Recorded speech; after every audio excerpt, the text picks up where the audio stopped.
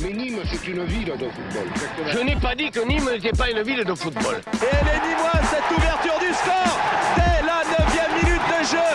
Équipe de Nîmes Olympique. Par cette victoire, Nîmes confirme ainsi ses prétentions du début de saison. C'est un fief du foot. Cette tribune que vous voyez là, toute rouge, c'est assez rare dans le foot français. Il y a un amour immodéré pour ce club. Cet après-midi, encore une fois, le public a répondu présent, donc c'est magnifique pour nous joueurs, c'est super. Le 11 de Nîmes, l'émission du Nîmes Olympique sur Rage.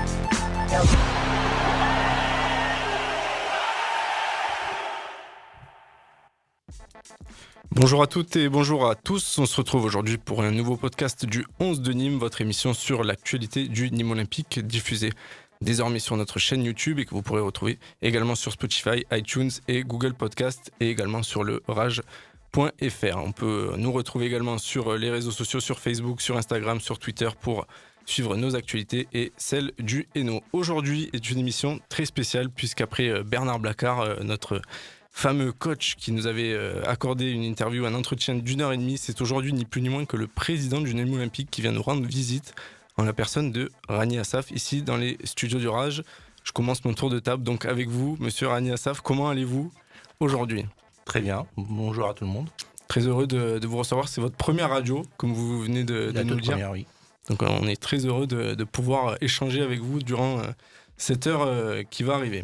Donc c'est la première fois donc, que vous accordez cet entretien et on va continuer ce tour de table avec toi David. Tu étais venu une fois dans le studio ici de Rage.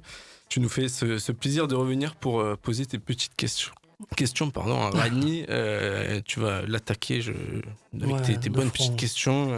Je n'en doute pas. Comment tu vas ? Bien, et encore merci de m'accueillir à nouveau. Bonjour président. Bonjour. Écoutez, content d'être là et de pouvoir échanger. Ouais. On a un président qui va échanger. On est très heureux de pouvoir le faire et on te remercie parce que tu nous as bien aidé sur ce coup et on est très heureux donc de pouvoir discuter avec le président. Et je finis ce tour de table avec Merlin, fidèle membre du 11 de Nîmes, déjà présent sur le dernier podcast avec le coach Blacard et qui enchaîne aujourd'hui. Tu es de retour sur Nîmes, ça y est, l'appel du président qui te fait revenir sur ta terre d'origine, dis-moi. T'as même écourté des vacances, à ce qui paraît. Ouais, salut Benjamin, bonjour président, bonjour David. Oui, j'ai profité un petit peu du sud, j'étais dans les Cévennes, je suis descendu exprès à Nîmes de nouveau pour... T'as fait 2 heures de route pour voir Rani Assaf. Merci. Pour une fois que je suis dans le sud, quand même. Ça valait le coup. Un petit mot pour terminer ce tour de table pour Alex, qui est à ma gauche aujourd'hui, qui s'occupe de la technique, qui nous a accompagnés durant 2 ans sur Rage, qui s'occupera aujourd'hui exceptionnellement donc de la technique pour pouvoir nous réaliser cette top émission pour conclure la boucle sur Rage. Vous l'avez pas au micro, mais il me fait... Je peux quand même te dire bonjour. Bon, alors c'est top, voilà. On est très heureux de t'avoir et merci encore une fois pour ta confiance. On ne traîne donc pas et on envoie le jingle sommaire de l'émission. C'est parti.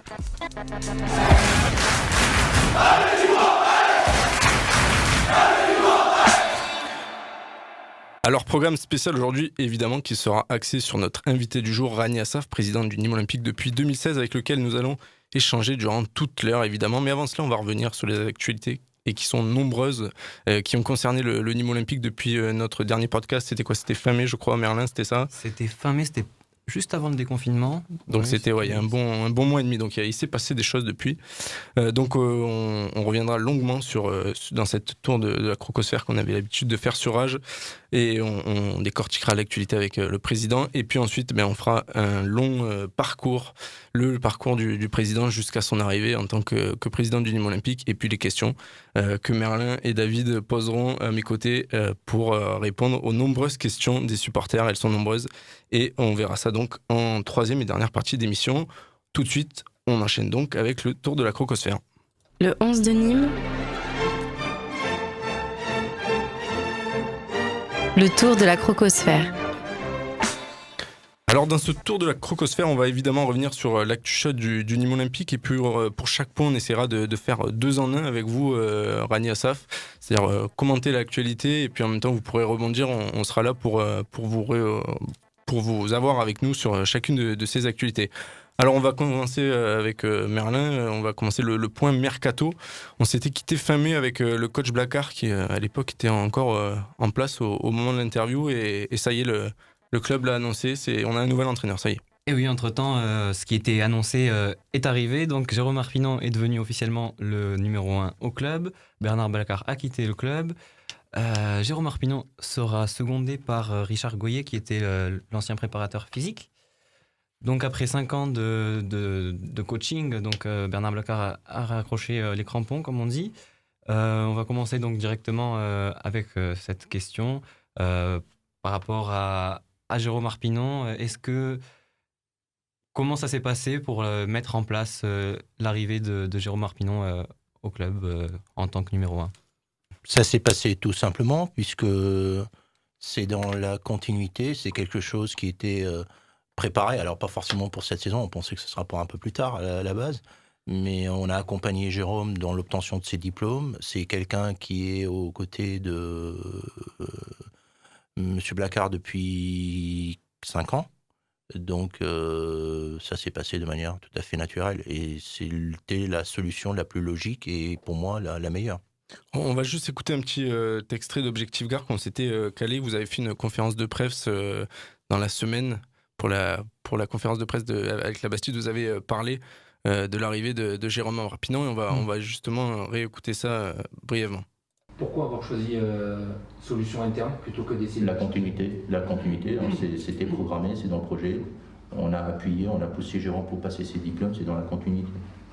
C'est quoi ses qualités pour vous qui fait qu'il a toute la légitimité pour être entraîneur en Ligue 1 ? La passion et la compétence. Et beaucoup de travail. Quelqu'un qui travaille énormément. Et donc le fait qu'il connaisse pas mal de joueurs depuis des années, voilà, c'est une force.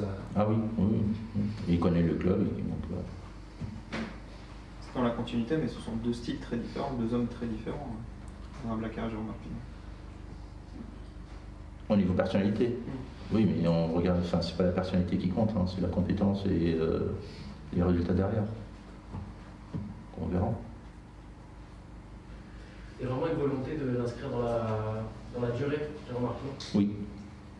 Oui. C'était donc Rania Assaf au micro d'Objectif Gare, c'était pour la conférence de presse pour annoncer la venue de Bastide Médical. Vous le décrivez comme passionné, c'est vraiment un choix vraiment par conviction, cette arrivée de Jérôme Arpinon. C'est pour vous, c'était logique, c'était évident ce choix ? Oui, c'était logique et évident parce que si on avait le moindre doute ou si on voulait amener un coach de l'extérieur, c'était le moment de le faire. C'est maintenant. Donc c'est plus facile en fait de dire Bernard s'en va et son adjoint part en même temps et amener un nouvel entraîneur plutôt que de prendre Jérôme si on n'était pas convaincu que Jérôme est la meilleure personne à ce poste. Alors justement pour revenir sur ce départ de Bernard Blacard qui a quand même duré, il y a eu des épisodes entre vous qui ont duré pendant quelques semaines sur l'avenir du coach chez les pros. On a appris sur Midi Libre qu'un intermédiaire du nom de Rafik Meni a joué un rôle de médiateur entre vous deux et on nous l'a présenté comme un directeur général délégué du club.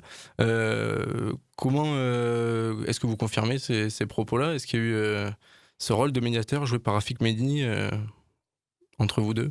Oui, j'aurais pas utilisé le terme médiateur. C'est lui qui a mené la discussion avec Bernard. Mais oui, je confirme, c'est le directeur général délégué du club depuis 4 ans. D'accord. Sauf que les gens ne lisent pas les statuts. C'est parce que par exemple, quand on consulte le site du Nîmes Olympique, on ne le retrouve pas dans la gouvernance du club. Du coup, pour les supporters, on ne connaissait pas. Et on voulait savoir plus ou moins quelles sont ses missions, pour pouvoir comprendre comment s'organise l'organigramme du Nîmes Olympique. En fait. On voit souvent, je pense à Pierre-François Hugues, qui est votre associé, on le voit souvent sur le bord de la pelouse, c'est des personnes qui sont avec vous chez Free, on ne sait pas trop leur rôle réellement, est-ce qu'ils vous aident vraiment au quotidien au Nîmes Olympique, comment ça se passe ? Non, c'est pas au quotidien, c'est Pierre-François que vous avez cité, c'est plus quand il y a des problèmes informatiques. D'accord. Donc, Rafik, c'est mon homme de confiance qui me conseille et qui se charge, on va dire, des missions délicates. On va enchaîner avec le mercato, le vrai, celui qui intéresse les supporters, les joueurs évidemment. On va commencer avec Birger Meling, un peu comme toi, Merlin Meling, c'était pas très très loin. Donc on va commencer avec son arrivée, c'est le premier Norvégien à jouer au Nîmes Olympique, c'est ça ? Oui, c'est ça, c'est le premier Norvégien. On a déjà eu des Scandinaves, on avait eu Nygaard qui a su. Nos parents s'en souviennent. Qui était danois. Et donc là, c'est le premier Norvégien. Il a été officialisé le lundi 6 juillet. C'est un latéral gauche de 25 ans qui était titulaire à Rosenborg, qui est le grand club norvégien. Il est aussi titulaire avec la sélection de Norvège. C'est a priori un gros coup de Reda Hammar. Le deuxième après Ben Raoult, on peut le dire. Avant de vous interroger donc, sur sa venue, etc., on va écouter les premiers mots en français de Birger Meling, qui a étudié le français quand il était à l'école et qui est plutôt bon. Qui est plutôt bon. On va l'écouter rapidement. Birger. Bonjour, je m'appelle Birger et je suis très content d'enseigner avec Nîmes Olympique. J'ai joué l'ambiance particulière du stade de Costières. À bientôt. David, tu apprécies cet accent de Birger Meling? Ouais, je l'ai appris à un LV3 aussi. Norvégienne aussi. Oui. Birger Meling donc, qui marque une nouvelle ère dans le mercato nîmois, un mercato donc, où Reda Hammar prend de plus en plus de place et c'est clairement son... Bon, allez, avec et il prend même toute la place. Hein. Il prend même toute la place, oui. C'était vraiment, justement, par rapport à ces arrivées, on parlera tout à l'heure d'Andrés Kubas, c'est vraiment chez vous une volonté de changer totalement de secteur. On était plutôt sur un mercato franco-français, on en parlait, je me souviens, il y a 2 ans avec David, c'était plus un réseau axé sur des réseaux français, le championnat de France. Là, ça y est, on passe franchement un cap avec des joueurs de Rosenborg, de Scandinavie, d'Amérique du Sud. C'était une volonté chez vous? Alors, c'est pas du tout ma volonté à moi, c'est la volonté de Reda. Après, on part d'un constat, c'est que le problème du marché franco-français... Alors, quand on était en Ligue 2, faire des mercatos franco-français quand on est en Ligue 2, ça peut marcher. En Ligue 1, avec les moyens qu'on a, vous ne pouvez pas, parce que les joueurs français, même jusqu'en national, ils sont tous connus, ils sont tous suivis par tous les scouts de tous les grands clubs. Faut vraiment avoir beaucoup de chance pour aller choper une pépite en national et l'amener au Nîmes Olympique. Et c'est là où il faut s'ouvrir, il faut aller voir ce qui se passe ailleurs. C'est un des moyens de grandir et développer le club. D'où toute la structure que Reda est en train de mettre en place d'un point de vue scouting et suivi de joueurs étrangers et français. Mais c'est vrai qu'on n'a pas les moyens d'aller lutter contre des clubs qui sont installés depuis 7 ans, 8 ans, 10 ans en Ligue 1, qui ont des moyens financiers beaucoup plus importants que nous, parce que le trading de joueurs est une réalité, et il y a quelque chose que parfois les supporters ne voient pas, c'est qu'il y a des clubs, ils touchent de l'argent sur tes joueurs 3 ans, 4 ans, 5 ans après les avoir vendus, parce que il y a déjà les ventes qui sont étalées et payées sur plusieurs années, il y a les droits de suite, les 10%, 15%, 20%. Après, vous avez les transferts internationaux, où là, vous êtes mécaniquement, en fait, en tant que club formateur, vous touchez de l'argent. Et ça, aujourd'hui, Nîmes, on n'a pas un patrimoine qui vient du passé sur des joueurs qu'on a vendus par le passé. Je veux dire, avant que je reprenne le club, le dernier joueur qui a été vendu, c'était Bénézé. Voilà. Il n'y a pas eu Cissé aussi, sur lequel on a pris... Lequel Djibril Cissé, peut-être, je ne sais pas. Jour, mais à part ça, oui, sur les 15 dernières années, c'est vrai qu'on n'a pas formé de grands joueurs. Alors c'est un autre Cissé. Vous ne le connaissez pas celui-là. Qu'est-ce qu'on enchaîne? On enchaîne avec l'arrivée de Baptiste René aujourd'hui également, puisqu'on avait le club a essayé de refaire Paul Bernard Denis, mais malheureusement les espérances de Bordeaux en termes d'indemnité étaient bien trop élevées pour le Nîmes Olympique. Le choix s'est porté plutôt sur Baptiste René, à un prix d'ailleurs assez faible par rapport au nombre de saisons qu'il a en Ligue 1. Très bon travail de Reda. Le casse du siècle. Aussi. Le casse du siècle. Ça, on le verra l'année prochaine. On verra l'année prochaine. Il avait été acheté combien à Dijon 4 millions de mémoire. 3 ou 4 millions. Ouais, c'est ce qui se dit. Ouais. Ouais. Et là, du coup, on serait sur du 500 000 Moins de 500 000. Ouais. Avec des bonus après, selon le... Non, même pas. Une belle affaire. On conclut l'actualité, enfin, en partie l'actualité mercato avec la très probable arrivée d'Andrés Kubas On va essayer d'avoir l'information. Je vois Rania Saf qui rigole. International paraguayen qui possède la nationalité argentine et qui évolue au Club Atlético Talleres. C'est ça, Merlin, tu t'es meilleur. Avec l'accent argentin, ça ferait Talleres. Tu vois, tu es meilleur que moi. Un milieu de terrain présenté avec un profil proche d'un TJ Savanier avec d'énormes capacités de récupération. Là aussi, un transfert à l'indemnité approchant les 3 millions d'euros, même peut-être un petit peu moins, 2,5 millions, j'ai vu dans la presse argentine. On n'aura pas de chiffres, vous ne direz rien. Et où le Nîmes Olympique récupérait 100% des droits du joueur, puisqu'en Argentine, il y a des affaires de tierce propriété, c'est bien ça ? Il paraît. On n'en sait rien pour l'instant. Donc d'après ce qu'on a pu savoir, son arrivée devrait se faire ce jeudi dans la matinée sur Paris. Toujours rien ? Vous êtes sûr qu'il y a des vols entre l'Argentine et Paris jeudi ? J'ai vu un vol. Si, moi j'ai vu un vol entre Buenos Aires et Amsterdam, avec escale à Paris. Vous êtes sûr ? On surveille les avions. Bon, on n'aura pas de réponse, on prendra ça peut-être comme ce silence pour une réponse. C'est bon signe peut-être. Donc on espère peut-être une visite médicale sur Nîmes ou sur Paris, on n'en saura pas plus. Monsieur Assaf ? Alors, s'il y avait une visite médicale, elle sera à Paris. Ok. Voilà, c'est tout ce que je peux dire. Bon, donc c'est une info. Avec signature derrière ? Ah bah, si la visite médicale est positive, il y aura une signature derrière. Mais vous nous avez pour un joueur sur lequel on est en train de prospecter. Ok, donc comme vous nous disiez, vous ne regardez pas le sportif, vous laissez Reda Amash s'occuper plus du sportif, ou vraiment vous avez un regard là-dessus. C'est des choses. En fait, vous entrez dans les discussions, par exemple, pour tout ce qui est sportif. Alors, je rentre dans les discussions par rapport au financier. Alors, je m'explique. À un moment, on dit voilà, on veut 6 joueurs. On veut celui-là. Et moi, j'essaie de les ramener à la réalité en disant bon, on peut en faire peut-être 2, 3. Et donc, il faut mettre des priorités. Aujourd'hui, c'est quoi la priorité ? On a envie de se renforcer à tous les postes. On a envie de doubler tous les postes. Mais parfois, en fait, la réalité économique qui fait qu'on ne peut pas tout faire. Donc, c'est plutôt dans ce sens-là. Par contre, moi, quand on me dit « Ah, tel poste, on veut tel joueur » et que ça rentre économiquement, je ne vais pas leur dire « Ah non, mais j'aime pas son pied gauche. » Moi, c'est pas mon boulot. Ça, c'est le travail. Il faut juste qu'économiquement, ça soit cohérent pour vous. Ouais. En début de mercato, vous dites par exemple à Reda Amash, je dis un chiffre au hasard, tu as 5 millions, tu fais ce que tu veux. Non, quand même pas. Non, parce qu'on regarde, oui, parce qu'il faut pas... faut quand même regarder quand on dépense sur un joueur, est-ce qu'il y a une espérance derrière de pouvoir le revendre ou pas ? Et puis, est-ce qu'on ne va pas griller trop d'argent sur un joueur et ce qui nous empêche après de se garder une réserve pour... D'où Bernardoni, par exemple. Le choix de Bernardoni. Oui. De ne pas se griller en... Bernardoni, si on voulait mettre 7 millions ou 8 millions, on avait les 7 ou 8 millions. Par contre, on n'aurait pris que Bernardoni. Ouais. Sauf que vous prenez que Bernardoni, vous ne pouvez plus renforcer l'équipe à côté. On va continuer donc ce point mercato pour conclure définitivement. Donc on est mi-juillet, un peu plus même d'un mois de la reprise, puisque ce sera le week-end du 23 août.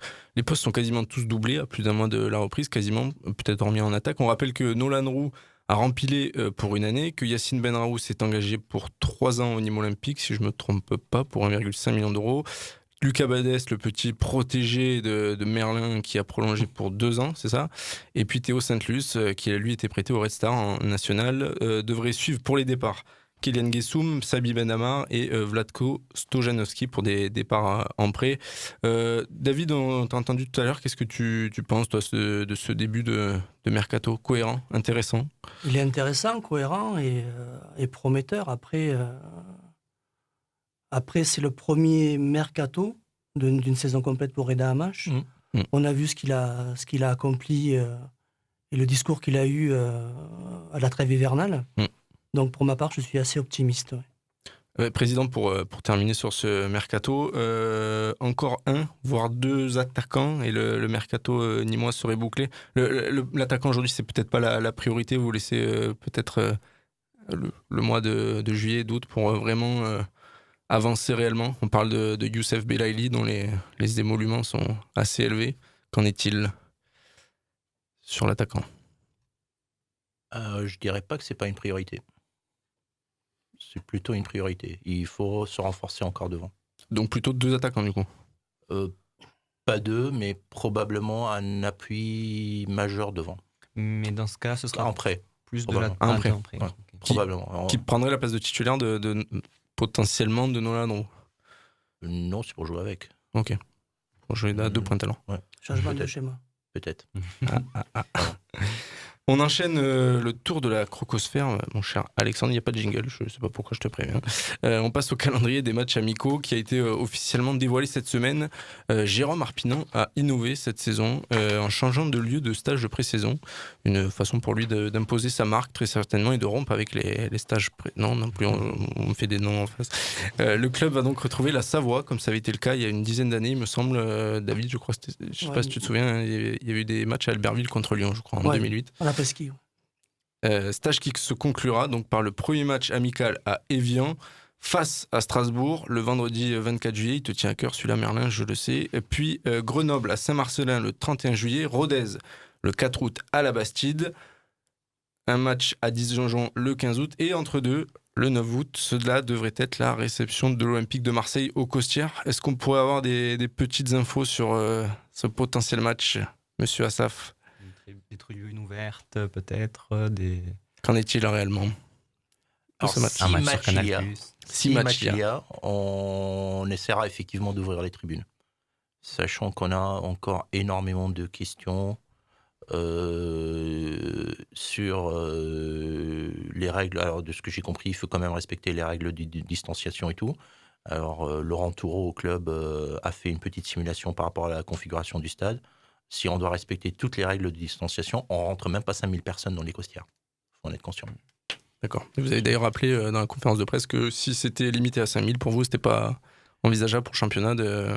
Ah, ce sera très compliqué. D'un point de vue économique, ce sera très compliqué. Et en plus, avec la distanciation, c'est-à-dire si on devra par exemple mettre un siège occupé, 2 sièges vides, un siège occupé, un rang occupé sur 2, on remplit même pas 2500 ou 3000 sièges dans les Costières. Au lieu des 14 500 habituels. Et là, il faudra réfléchir. Et là, après, moi, mon souhait, c'est de dire on arrivera à mettre plus de 5000. Mais de la tendance actuellement qui se profile, on sera sur cette configuration jusqu'à octobre. Et au niveau des consignes, comment ça se passe si, par exemple, des supporters se rapprochent pendant le match c'est une interruption de match. Il y a des consignes qui ont été données. Il n'y a rien pour l'instant. Surtout qu'en pesage, il n'y a pas de numérotation. C'est impossible à contrôler. Impossible à contrôler. Et oui, c'est vrai.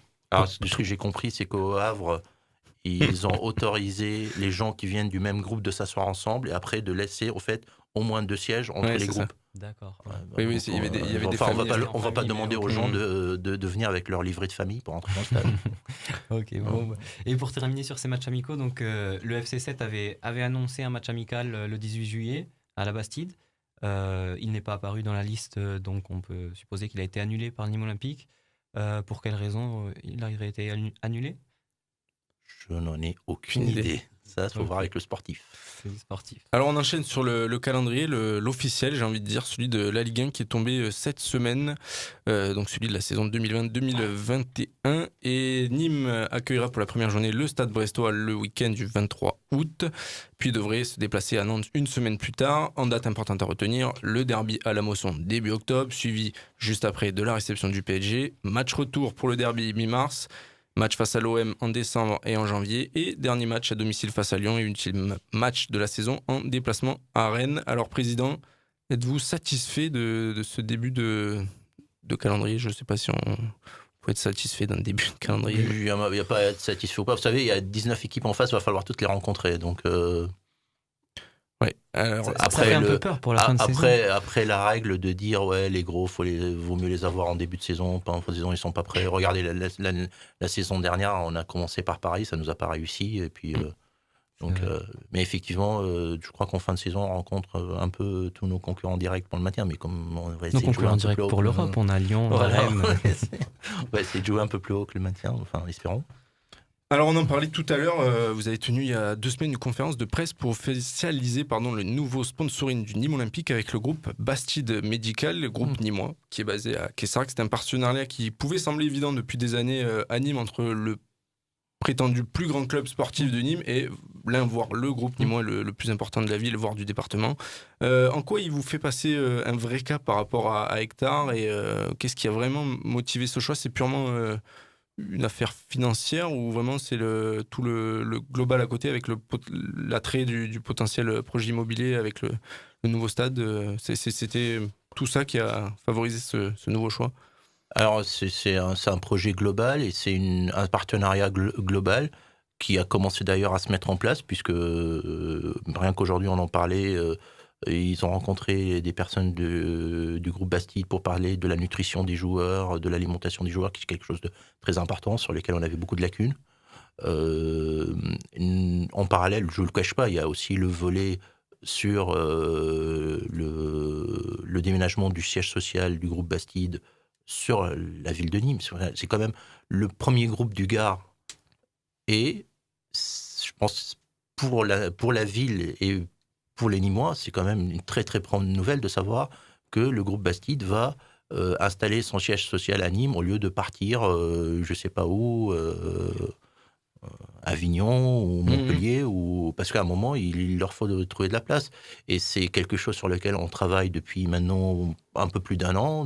On a discuté, on a appris à se connaître, à montrer qu'on était aussi, nous, des gens sérieux, parce que peut-être que des gens qui ne sont pas proches du monde du foot et tout, il y a quand même beaucoup dans le foot, vous avez beaucoup de gens, on ne comprend pas ce qu'ils font et tout. Regardez ce qui se passe pas très loin de là, à Marseille en ce moment. Donc, il a fallu montrer qu'on était des gens sérieux, cohérents, qu'on avait un vrai projet pour le club et pour la ville. Ça, c'est important, parce qu'on en parlera peut-être après. C'est pas un projet immobilier juste pour me remplir les poches. Si c'était que pour me remplir les poches, j'aurais été investir à Paris. Voilà. On en parlera tout à l'heure, voilà. Justement. Et donc, c'était quand même important, je trouve, ce partenariat pour le club. L'intérêt supérieur du club, avant tout. Très bien, alors j'enchaîne avec un sujet un peu lié. Du coup, Bastide, on va les retrouver sur la face avant du maillot. Il y a Laurent Toureau qui est là avec nous, il a voulu venir. On va parler du maillot forcément. Il y a eu des petites infos qui ont fuité. Le grand retour du col blanc, il est en comment ça s'appelle, en montage à Strasbourg. Ça y est, le maillot, il est parti. Est-ce qu'on peut avoir des petites infos, Laurent Toureau, sur une date, sur des détails de ce maillot? Il est rouge. Bonjour. Alors le maillot, par rapport à la saison dernière, on a eu un peu plus de temps pour le réaliser, donc il sera plus anobli. Donc il y aura des matières. En fait, ça sera vraiment un maillot de foot, voilà, contrairement aux années précédentes. Et alors c'est bien toutes les rumeurs avec les cols blancs, tout ce qu'on peut voir sur Internet, c'est bien parce qu'en fait c'est pas du tout ça. Donc vous le verrez. Ça serait un maillot orange et bleu. Voilà. vous le verrez en temps voulu. Normalement, il sera révélé à la mi-août. D'accord. Okay. Voilà. Juste avant le premier match officiel, voilà. pour Dijon en fait. Le dernier match amical face à Dijon, non? Ouais. Juste après. Non, le week-end, il sera révélé sur les réseaux. Pas de campagne comme l'année dernière. Si, il y aura du reveal qui sera fait. On vous fera un peu teaser. Un peu teaser. Parfait, on attend ça alors. Voilà. Petit point stade désormais pour conclure ce long tour de la crocosphère. Je voulais juste conclure avec une petite question. Si on pourrait savoir, est-ce qu'il sera, vous dites anobli, il sera donc imprimé ou ce sera, on arrive à il y aura plusieurs textures sur l'ensemble du maillot, textures avec des parties aérées sur les flancs, sur le dos. Okay. Donc ça ressemblera vraiment à un maillot pro. Après, oui, il y aura des changements aussi sur les textures concernant les logos. Ok, d'accord. Bon, merci. On attend ça impatiemment alors. On termine donc ce long tour de la crocosphère avec le stade, donc on en parlait tout à l'heure. Une semaine après votre conférence de presse, la ville de Nîmes et son maire élu, Jean-Paul Fournier, ont annoncé vouloir refuser le permis de construire du nouveau stade provisoire. C'est bien cela, M. Assaf? Non, vous n'êtes pas au courant, non? Oui, j'ai entendu ça. Alors avant d'avoir votre réaction à ces propos, on va justement, Alex, on va écouter rapidement un extrait de Jean-Paul Fournier au micro de Via Occitanie qui a donc évoqué ce sujet, le refus du permis de construire octroyé par la ville. Nîmes Olympique a présenté un dossier qui ne me convient pas du tout, puisque Effectivement, il a changé la donne en cours de route, donc je leur ai demandé de rester sur ce qui était prévu au départ. Donc un stade de 12 000 places, installé de façon nord-sud, alors qu'il me le représente de l'autre côté, parce que moi j'ai aussi un stade, enfin j'ai des équipements à faire pour le sport, donc je ne comprends pas qu'il ait encore changé de braquet, quoi. Vous n'avez toujours pas rencontré Rani Assaf à ce jour pour en discuter? Je n'ai pas rencontré M. Assaf, j'attends de le voir pour le lui dire de vive voix, mais le permis qui a été déposé sera refusé, il doit m'être apporté dans les heures qui viennent, donc on va le refuser. Alors c'était donc Jean-Paul Fournier au micro de Via Occitanie. Avant de vous donner la parole et de réagir à ses propos, je complète ces propos qu'il a donnés dans Objectif Gare, je cite « De toute façon, Nîmes Olympique fait partie du patrimoine de la ville comme la tauromachie. Ce n'est donc pas le projet de M. Assaf, c'est le projet de tous les Nîmois. Il est le patron du club, certes, mais on ne le laissera pas tout faire. Je crois que nous avons été conciliants jusque-là. La balle est dans son camp maintenant. Que les choses soient claires, aujourd'hui, il sera obligé de revoir sa position. Vous le savez, je suis avant tout un supporter. » Rani Assaf, comment réagissez-vous à ces propos du maire de Nîmes, Jean-Paul Fournier? Alors, je pense qu'au départ, il y a eu une incompréhension sur les modifications d'emplacement ou quoi que ce soit. Il n'y a eu aucune modification. Le stade est toujours orienté nord-sud. Il y a toujours 12 000 places. Il y a juste un petit sujet, c'est qu'il y a une étude environnementale qui est menée sur le terrain que j'ai payée, moi personnellement, qui est obligatoire avant le dépôt du permis, et qui a montré en fait qu'il y avait une zone humide sur ce terrain-là. Donc une zone humide qui est le long du Cadero, on n'a pas le droit de construire. Donc il a fallu juste décaler un tout petit peu le stade à gauche, et en même temps, même le gymnase que doit faire la mairie va être décalé. Mais il n'y a aucun sujet. Et le permis continue. Je rencontre monsieur le maire dans une dizaine de jours. On a une réunion de travail et un déjeuner qui sont prévus pour revoir. C'est un sujet purement technique. Donc il n'y a aucun... Pour vous, pas plus de soucis que ça en fait? Non, pas plus de soucis que ça. C'est juste un sujet purement technique. Après, on n'a pas pu rencontrer les services de la mairie pendant le confinement parce qu'ils étaient occupés. Je le comprends, ils avaient beaucoup d'autres sujets et d'autres chats à fouetter. Donc là, on reprend le dialogue, on reprend les contacts. C'est vrai que nous, on a énormément avancé pendant ce temps-là de notre côté et... on a peut-être déposé le permis sans leur expliquer pourquoi on l'a déposé dans ce sens-là, avec ces modifications et ces décalages, mais c'est parce qu'on n'avait pas le choix. Alors juste pour rappel, votre ancien directeur sportif, Laurent Boissier, est devenu le nouvel adjoint au sport de la ville de Nîmes. Par rapport à tout ça, quand on entend ces propos-là, on se dit que c'est quand même un projet pour la ville qui est intéressant d'avoir un nouveau stade de la part du club sportif, encore une fois, le plus important de Nîmes.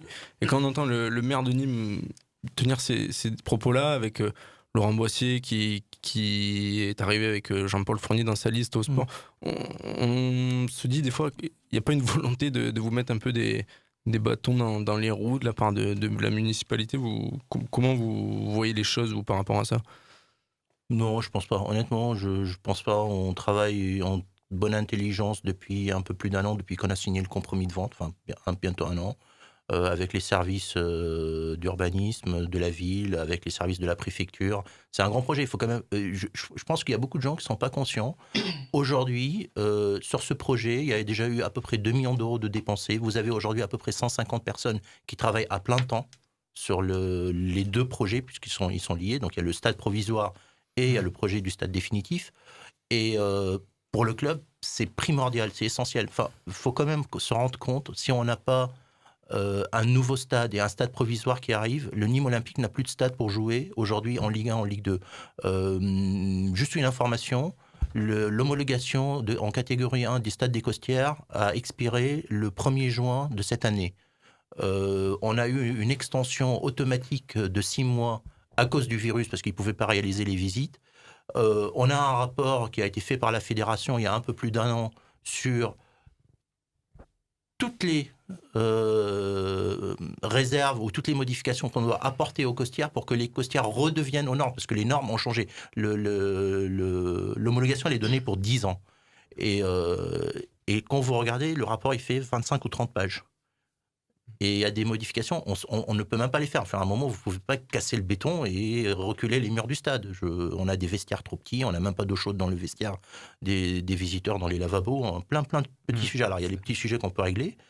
Et aujourd'hui, on est dans une démarche de dire à la fédération, à la Ligue, on va faire un stade provisoire, et donc comme on va faire un stade provisoire, il serait dommage d'aller dépenser de l'argent dans quelque chose qui va être détruit dans 3 ou 4 ans.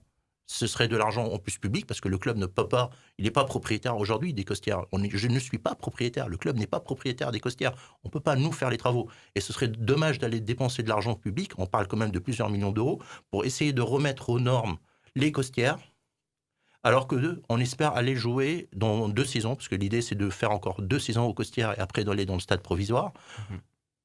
Donc ce serait dommage de dépenser de l'argent public sur ça. Donc on demande aujourd'hui à la fédération d'avoir une dérogation pour continuer à jouer pendant 2 saisons aux Costières, mais pour avoir cette dérogation, il faut montrer qu'on est des gens sérieux qui sont vraiment en train de faire ce stade provisoire. C'est pour ça que c'était important de déposer le permis, c'est pour ça que c'est important de leur montrer qu'il y a une vraie visibilité sur une sortie de terre de ce stade provisoire dans 2 ans.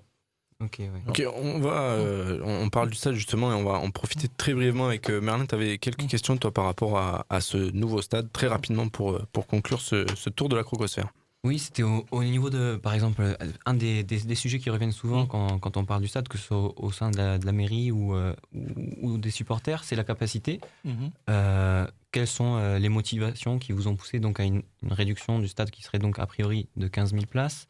Est-ce qu'on peut envisager des changements dans le projet où maintenant tout est bouclé, les plans sont fixés?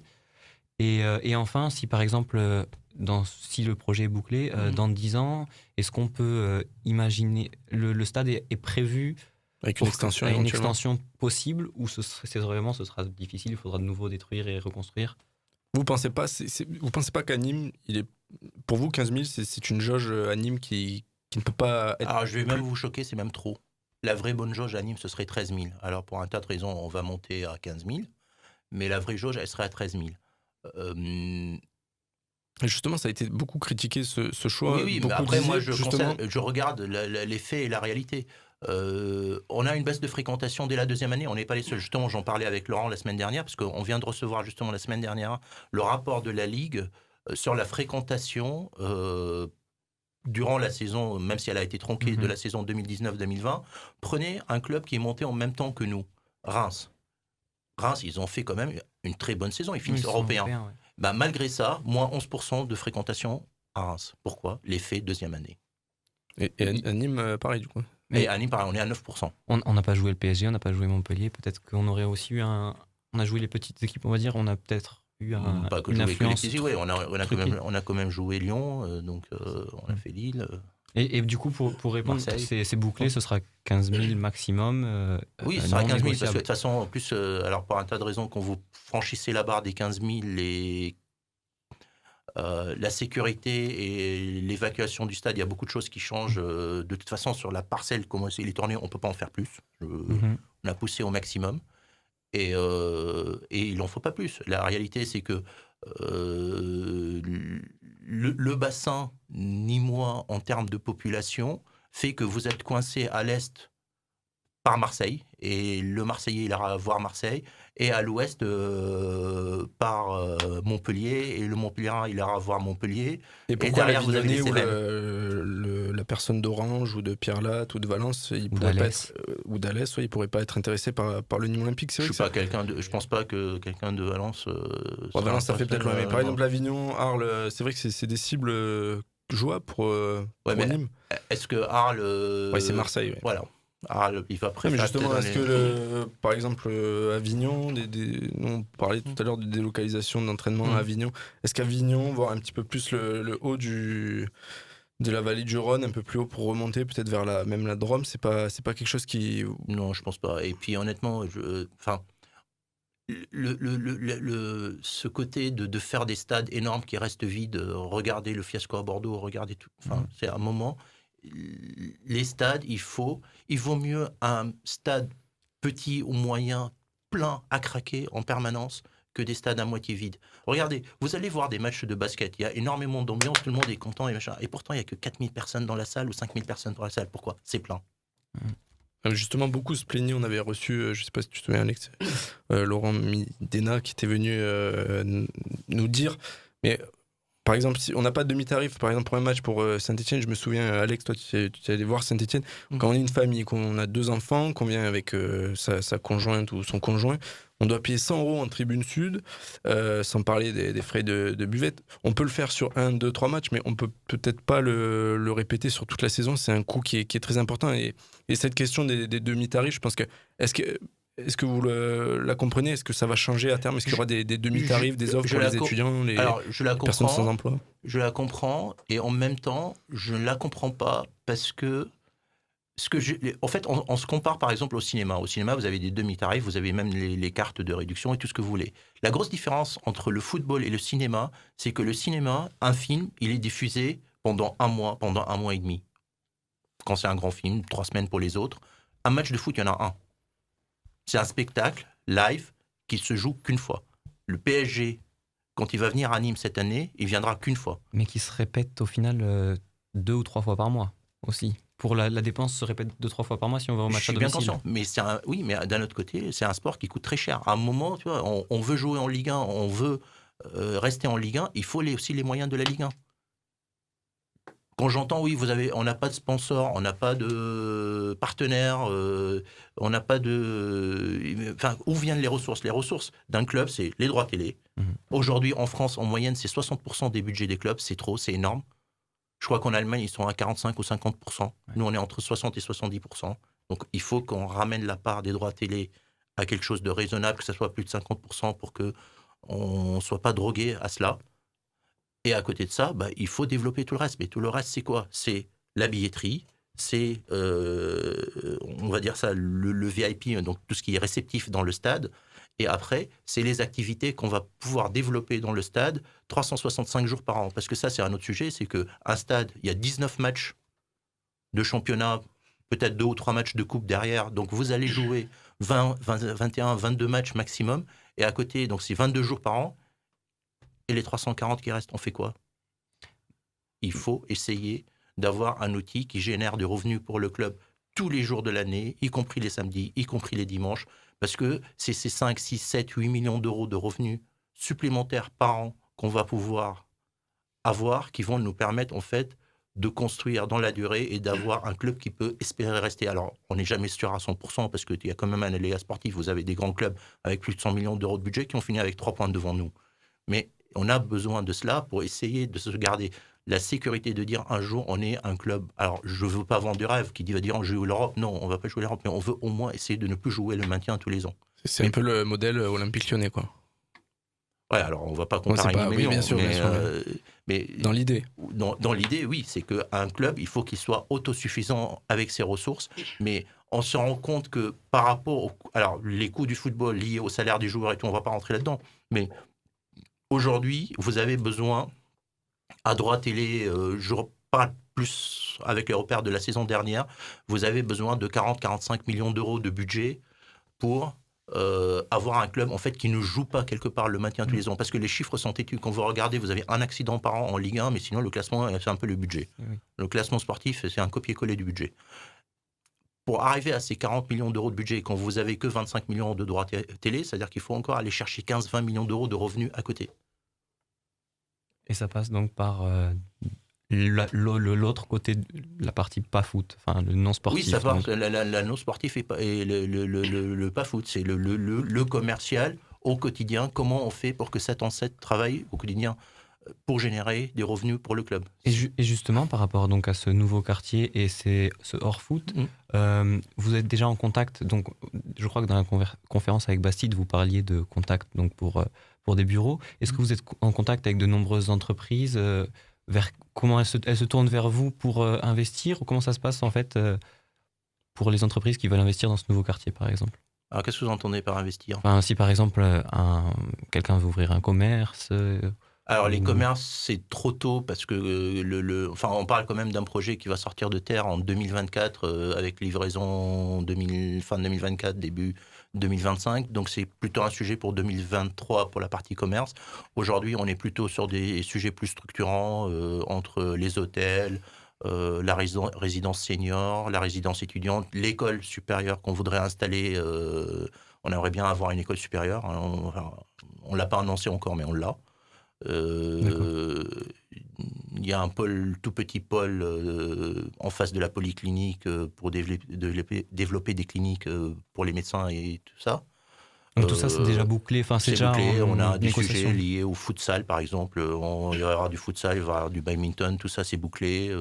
Les bureaux, tout est bouclé quasiment.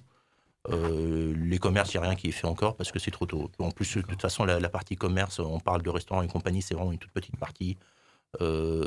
Pareil, il y a 400 logements qui vont être développés.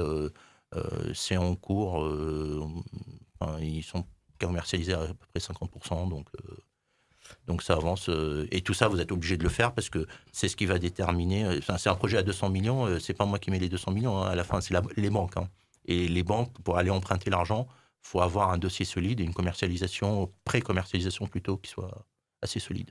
Messieurs, on termine ce très très long tour de la crocosphère. On a très largement débordé, c'est très bien d'ailleurs, avec le passage à la DNCG qui s'est conclu de manière positive pour le Nîmes Olympique, puisqu'aucune mesure n'a été prise à l'encontre du club qui est libre de recruter à sa guise et à la guise du président. Un petit mot de félicitations également au nouveau bachelier du centre de formation, le Nîmes Olympique, qui fait un sans faute, 100% de réussite, je crois pour la 2e année consécutive même de mémoire. On fait une toute petite pause après donc ce grand tour de l'actu du Nîmes Olympique et on passe ensuite au cœur de l'entretien avec Rania Assaf, président du Nîmes Olympique. A tout de suite.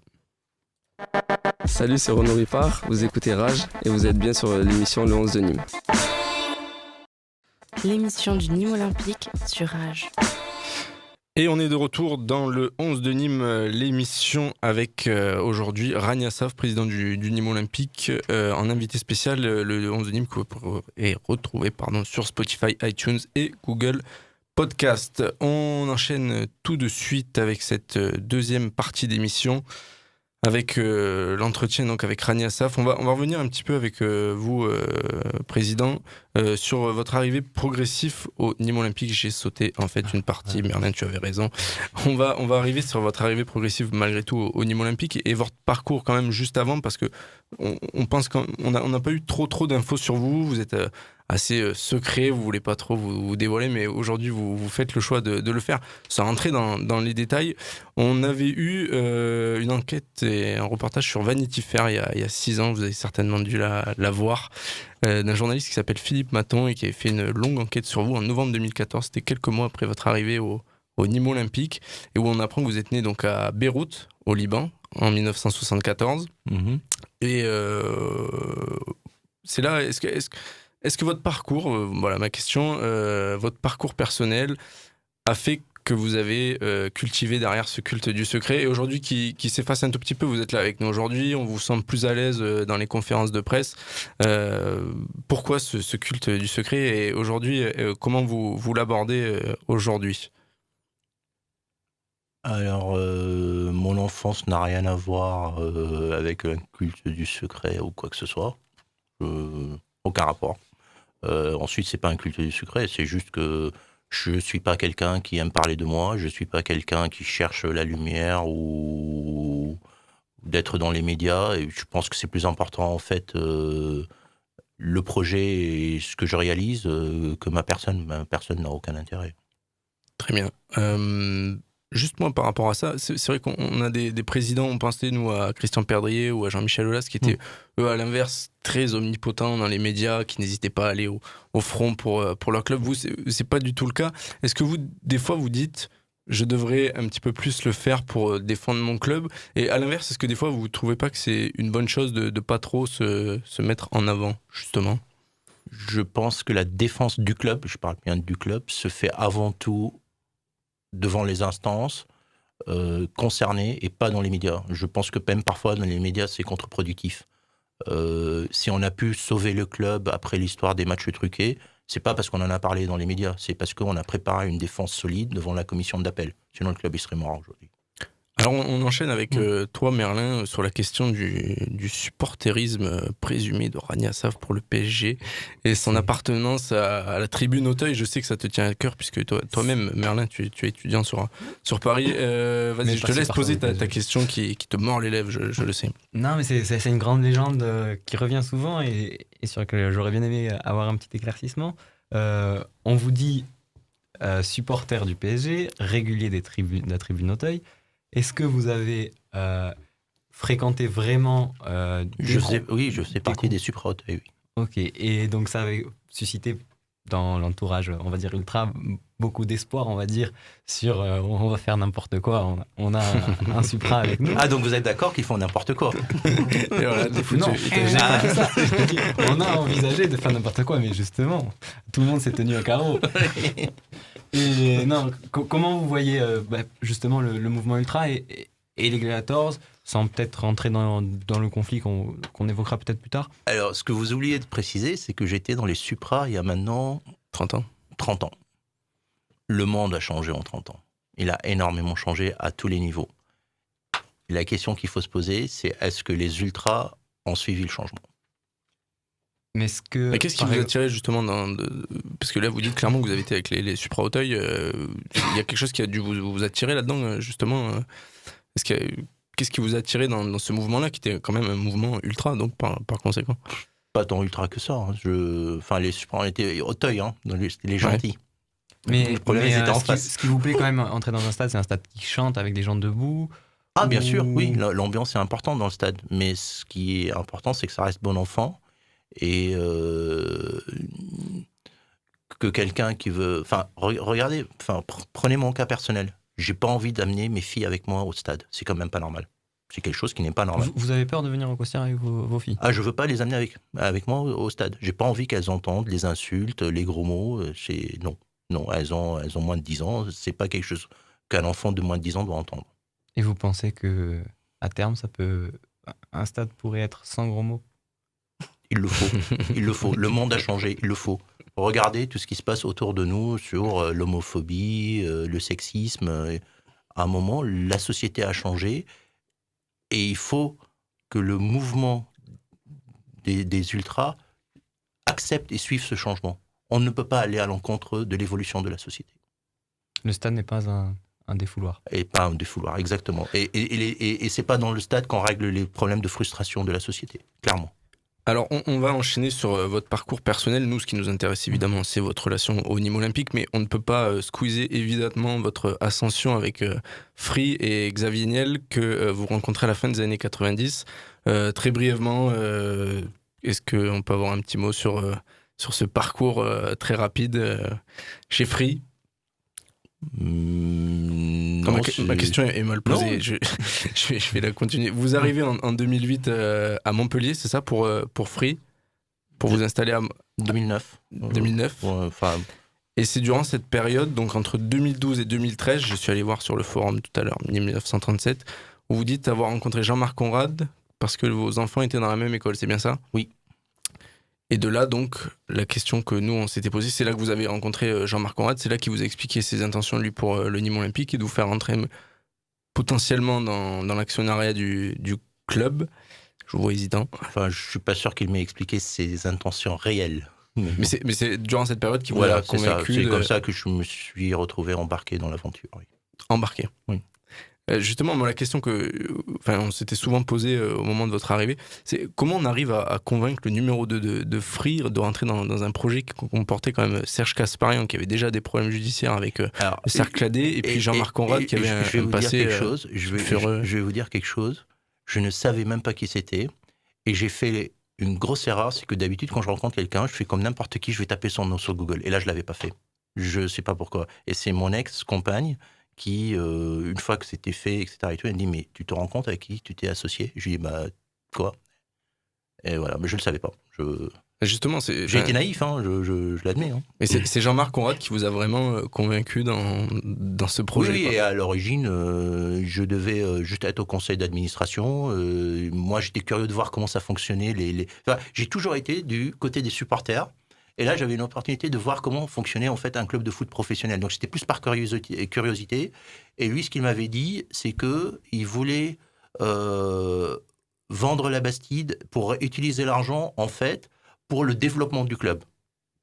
Voilà, c'était le sujet. Et donc, il me dit, voilà, on garantit un loyer de temps. Donc, moi, je regarde, je lui dis, écoute, moi, de toute façon, je cherche à diversifier mon patrimoine, à investir dans la pierre, comme tout le monde, j'ai envie d'investir dans la pierre. Donc, OK. Bon, il a oublié un petit sujet, c'est que sur le club, il y avait je ne sais combien de millions d'euros de subventions entre la région et la mairie et que la Bastide, c'était pas vendable. Et le truc que j'ai découvert derrière, c'est que l'argent de la vente de la Bastide ne devait pas servir au développement du club, mais plutôt à payer l'achat du club. Donc concrètement, c'est ce qui devait servir à payer l'ancien propriétaire du club. Il n'avait pas les fonds propres. Ah, pas du tout. Il avait pas un centime. Et c'est grâce à. Et je vais même dire au-delà, il n'a pas, lui et l'autre Kasparian, ils n'ont pas mis un centime dans le club. Ils n'ont pas mis un centime. Et ils n'ont pas donné d'ailleurs un centime à Gazo. Ouais. Et vous arrivez en tant qu'actionnaire minoritaire, donc avec minoritaire à 49%. Ok. Et 2 millions d'euros de compte courant. Ok. Et donc voilà, mais vous n'avez pas l'intention de diriger un club. Là aujourd'hui, vous êtes numéro 1. Vous êtes pris au jeu ou c'est le fait Non, mais j'ai pris conscience que un club de foot, soit en tant qu'actionnaire, on le dirige, soit on n'est pas actionnaire. Ça peut pas marcher. Un club où on est juste actionnaire et que c'est quelqu'un d'autre qui dirige dans un club de foot, ça ne peut pas marcher. Regardez tous les exemples des autres clubs en France où l'actionnaire s'occupe pas de son club. Donc on n'aura plus de président salarié, on aura jamais. Toujours. Okay. Plus jamais. Plus jamais. Pour vous, c'est incompatible aujourd'hui après l'épisode Christian Perdrier ou Jean-Marc Conrad? Oui, clairement. Vous avez peur de découvrir des choses que vous ne maîtrisez pas Ah oui, non, c'est un club, peut-être dans 10 ou 15 ans, quand on aura de nouveaux moyens financiers, etc., avec probablement une vraie structure, avec un directoire pour la gestion du club. Mais aujourd'hui, non, clairement non. Justement, pour rebondir sur cette implication au niveau olympique, justement, alors c'est pas trop notre cas chez nous, mais on était obligé quand même de le préciser. Ce qui fait fantasmer, entre guillemets, beaucoup de supporters depuis le début de votre arrivée au Nîmes Olympique, c'était ce fameux projet immobilier qu'on parlait à la Bastide, qui était une rengaine chez certains supporters. Bon, vous avez plus ou moins répondu là, à cette question, hein, mais est-ce que vous comprenez cet acharnement et qu'est-ce que vous avez à répondre à toutes ces attaques sur une préposée absence totale d'implication pour le Nîmes Olympique, bien que, à titre perso, pour moi, les résultats parlent, mais qu'est-ce que vous aurez à répondre à tous ces gens qui vous disent Rania Saf n'en a rien à faire du Nîmes Olympique? Est-ce que vous avez une idée de combien j'ai dépensé depuis le début dans le club? 12 millions d'euros. À perte. Je ne sais pas si à perte, mais aujourd'hui, ce que j'ai mis dans le club, voilà, ce qui est sorti de mon compte en banque, qui est allé entre le rachat des titres de Gazo et ce que j'ai mis. Aujourd'hui, je dois avoir pas loin encore de 7 ou 8 millions d'euros de compte courant. C'est-à-dire que moi, j'ai prêté de l'argent au club, notamment l'année de la montée, parce que l'année de la montée, pour aller faire le mercato, pour aller structurer le club, il a fallu remettre 5 ou 6 millions d'euros. Donc si j'avais pas l'implication, pourquoi je ferais ça? On pourrait vous répondre que sur 200 millions, 12 millions, c'est une goutte d'eau. Est-ce que si par exemple sur le Mais les 200 millions, c'est pas quelque chose que je vais gagner. C'est les 200 millions qu'on va dépenser. Oui. Je vais la faire. En fait, je vais la faire. C'est quoi l'histoire des 200 millions? Le nouveau stade va coûter à peu près entre 55 et 60 millions d'euros. Le stade provisoire va coûter à peu près un tout petit peu moins de 10 millions d'euros. Donc aujourd'hui, les besoins du Nîmes Olympique sont de 70 millions d'euros. Comment on va trouver 70 millions d'euros? Où est-ce qu'on trouve aujourd'hui 70 millions d'euros pour faire ce projet-là? Soit on peut aller encore se battre pendant 10 ans pour avoir des financements publics. C'est ce qu'ils essayent de faire chez nos voisins montpelliérains. Vous pouvez dire le nom quand même. Voilà. Aujourd'hui, ils n'ont même plus de terrain. Soit on est volontaire, on dit, OK, les collectivités sont trop endettées, il y a déjà beaucoup trop d'impôts, et les gens ne comprendraient pas que de l'argent public soit dépensé sur le foot professionnel. On est devenu des sociétés de droit privé. Donc c'est normal que l'argent public n'aille pas soutenir une activité privée. À partir de ce moment-là, il faut trouver les moyens financiers pour payer le stade. Pour la faire simple, le ratio c'est, pour 1 mètre carré de stade, il vous faut à peu près 3 mètres carrés d'immobilier à côté pour payer le stade. Parce que le stade, structurellement en lui-même, il n'est pas rentable à la base. C'est-à-dire que quand vous mettez 60 millions, avant de récupérer vos 60 millions que vous avez investis dans le stade, 40, 50 ans. Il n'y a pas une banque qui vous prête de l'argent sur cette durée-là. On va faire une nouvelle pause, Alex, pour couper ce petit entretien. Et puis on va passer à la deuxième partie de l'entretien, donc avec Rania Saf, président du Nîmes Olympique. Et on va revenir sur ces dernières années en tant que président et puis les fameuses questions, notamment avec les supporters, qu'on y reviendra tout à l'heure. À tout de suite dans le 11 de Nîmes, l'émission.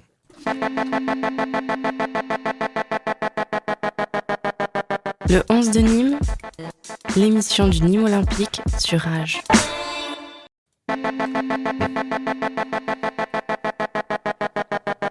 Le 11 de Nîmes, l'émission du Nîmes Olympique sur Rage.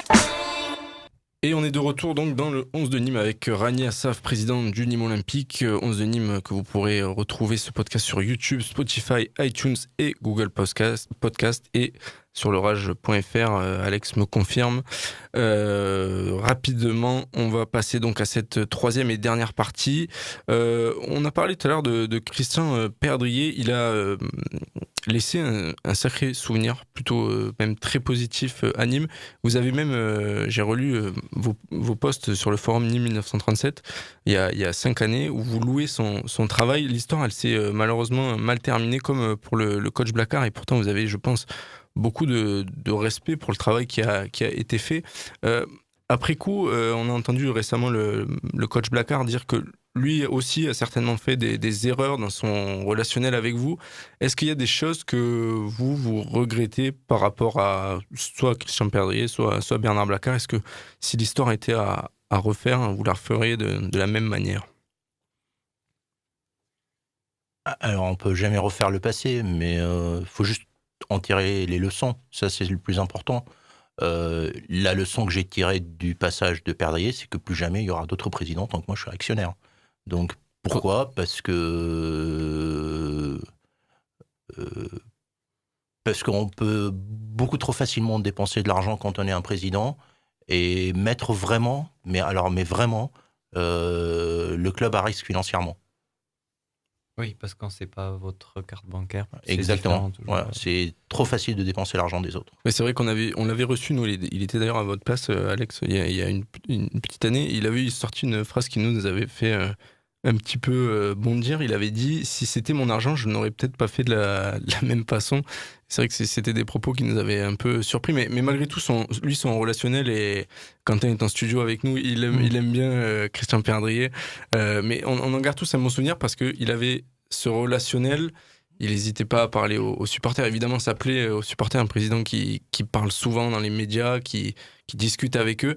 Est-ce que vous êtes conscient, certainement de par votre personnalité, de ne pas pouvoir faire ce que lui était capable de faire, mais est-ce qu'un jour c'est possible de se dire au Nîmes Olympique où on trouvera une figure qui aura peut-être pas autant de poids dans les décisions du club, mais qui pourrait assurer un petit peu cette fonction, je dirais, de lien entre les supporters qui sont en demande, je pense, et la direction du Nîmes Olympique? Ça vous fait sourire? Il y a un référent supporter. Mais justement, le but du référent supporter, je pense, c'est justement peut-être plus avec les associations de supporters. Là, oui. Je pense que Christian Perdrier arrivait à parler à tous les supporters justement du Nîmes Olympique. On se rappelle des lives Facebook, par exemple, qui n'entrent pas forcément dans la compétence. Je suis pas sûr que. Regardez, ça c'est typiquement français. Citez-moi 5 présidents de clubs en Allemagne ou en Angleterre. Citez-moi 5 présidents de clubs en Allemagne. En Allemagne, la législation est différente aussi. Donc Non, mais c'est pourquoi il y ait ce besoin de la mise en avant du président d'un club ou le directeur général d'un club en France. 3/4 des sociétés en France, vous ne savez pas qui les dirige, et c'est pas ça qui est important. Ce qui est important, c'est... Alors, je vais utiliser un terme qui n'est pas adapté, mais normalement, c'est le produit que vous livrez. C'est ça qui est important. Nous, le produit, en fait, c'est nos résultats. C'est les résultats, c'est... est-ce qu'on a un club qui joue en Ligue 1, en Ligue 2 ou en National? Quelles sont les performances de l'équipe? Quelles sont les performances des équipes de jeunes? Qu'est-ce qu'on est en train de faire pour la formation, pour maintenir le club à l'avenir, pour renforcer structurellement le club? Le gros travail, il est là. Mais ça aussi, à l'inverse, renforcer structurellement le club, on ne peut pas le faire avec d'une baguette magique en un an. Pendant 30 ans, il n'y a rien qui a bougé au Nîmes Olympique. Et on ne peut pas rattraper 30 ans d'inertie en 1 an, 2 ans, 3 ans, 4 ans. C'est 10 ans, c'est 15 ans de travail. Et justement, en parlant de stratégie de club, je me souviens quand vous étiez arrivé, vous parliez énormément de formation. Et tout à l'heure, vous avez évoqué le cas Nicolas Bénézé, qui était le seul joueur sorti du club et qui a ramené au final de l'argent et qui a permis de combler un éventuel déficit. Vous disiez chaque année, j'ai 500 000, 600 000 euros à combler au moment où c'était Jean-Louis Gazot qui avait le club. Justement, sur cette stratégie de formation, Merlin, je te laisse un peu la parole dessus. Vous étiez hyper axé sur la formation à votre arrivée. Et est-ce que ce discours-là, il est toujours... je prends la parole et je pose la question. Est-ce qu'il est toujours d'actualité ou est-ce que votre vision en 5 ans, elle a évolué sur la gestion et la formation d'un club de football professionnel? Est-ce qu'on s'oriente pas justement Nîmes n'est plus un club de Ligue 2 et un club de Ligue 1 aussi, je pense aussi que ça... Alors, le fait qu'on soit en Ligue 1... Alors après, est-ce qu'on va rester longtemps en Ligue 1 J'en sais rien. C'est-à-dire que aujourd'hui, c'est que vous regardez les statistiques, tous les clubs qui sont montés, je crois, depuis 15 ans, sont tous redescendus, sauf justement Montpellier et Monaco. Ils ont tous fait le yo-yo. Alors si on devient un club qui fait le yo-yo, c'est très bien. C'est-à-dire déjà, on aurait progressé par rapport au fait où on faisait plutôt le yo-yo vers le bas. Mais aujourd'hui, la formation, un des sujets qu'on a, c'est qu'on a un centre de formation qui n'est plus adapté aux besoins des centres de formation, malgré le fait qu'il soit quelque part assez récent, parce que je crois que ça date de 2013 et 2012, les travaux, juste ou avant 2010. Après 2010, voilà, après début 2010. Mais aujourd'hui, on manque de surface de retour, même pour les pros. C'est-à-dire que les pros, on a envie de pousser les murs, on a besoin de 300-400 mètres carrés supplémentaires, on ne peut pas construire. C'est un centre de formation qui a été fait dans une zone rouge, inondable, rouge. Et aujourd'hui, c'est un des sujets qu'on regarde avec Laurent. On essaye, alors faut que ça passe financièrement et tout. Un des sujets qu'on a, c'est de dire, à un moment, il va falloir qu'on déménage à minima l'équipe pro, et si on peut, les jeunes avec, et avoir un autre centre de formation ailleurs. Mais c'est pas évident. On cherche, pour l'instant, on n'a pas trouvé de terrain, on n'a rien trouvé. C'est une réflexion, donc... Ah oui, c'est une réflexion. Il faut qu'à terme, on quitte la Bastide. On ne peut pas rester à la Bastide, on ne peut pas rajouter 1 mètre carré, on manque de place de partout. Puis quand vous regardez... Et ça, c'est pareil pour les jeunes. C'est-à-dire, vous disiez, on est un club de Ligue 1. Donc aujourd'hui, un club de Ligue 1, il a besoin de former des joueurs de Ligue 1 pour jouer dans son effectif. Donc, on est un cran au-dessus de ce qu'on faisait avant. Or, pour attirer des jeunes talents, les parents, moi je serais parent d'un enfant qui vient, que je veux mettre dans un centre, je vais aller regarder quelles sont les structures d'accueil qu'il y a dans ce centre, les chambres, etc. Et tout. Et c'est vrai, aujourd'hui à Nîmes, on n'est peut-être pas au même standard qu'à Lyon, à Monaco, même Montpellier. Même Montpellier qui a un super centre. Allez voir le centre de Montpellier. Alors Montpellier, ils ont un centre qui est, moi je l'ai visité, c'est vrai qu'il est magnifique, mais ça fait 15 ans, 20 ans qu'ils sont en train de construire. Et justement, de mémoire, David, tu me confirmes, à l'époque, le Nîmes Olympique s'est entraîné à l'hippodrome des Courbiers. Des Courbiers, ouais, c'est ça. C'est un lieu qui... Non, vous n'avez pas encore d'idée sur le potentiel lieu, vous ne savez pas du tout. Ouais, ça prend de la place. Mais il ne faut pas que des pelouses d'entraînement. Il faut on a besoin en fait de 3000-3500 mètres carrés de bâtiments autour pour loger tout le monde. Parce que vous avez les logements des jeunes. Aujourd'hui, on a presque 35 personnes qui dorment au centre. Ouais, c'est ça. 35 personnes qui dorment au centre. Et on ne peut plus construire. Je veux dire, le bâtiment par pilotis, ça a été le dernier qui a été fait, mais on n'a pas... à un moment, on avait parlé, je ne sais pas si vous vous souvenez, que les féminines de Nîmes rejoignent le Nîmes Olympique. Ça ne peut pas se faire parce que je n'ai pas les structures. On est obligé. Enfin, vous ne pouvez pas mélanger les vestiaires des filles avec les garçons. Vous êtes obligé même normalement de faire des bâtiments séparés. Il vous faut des vestiaires... On est en 2020, il faut penser mixte.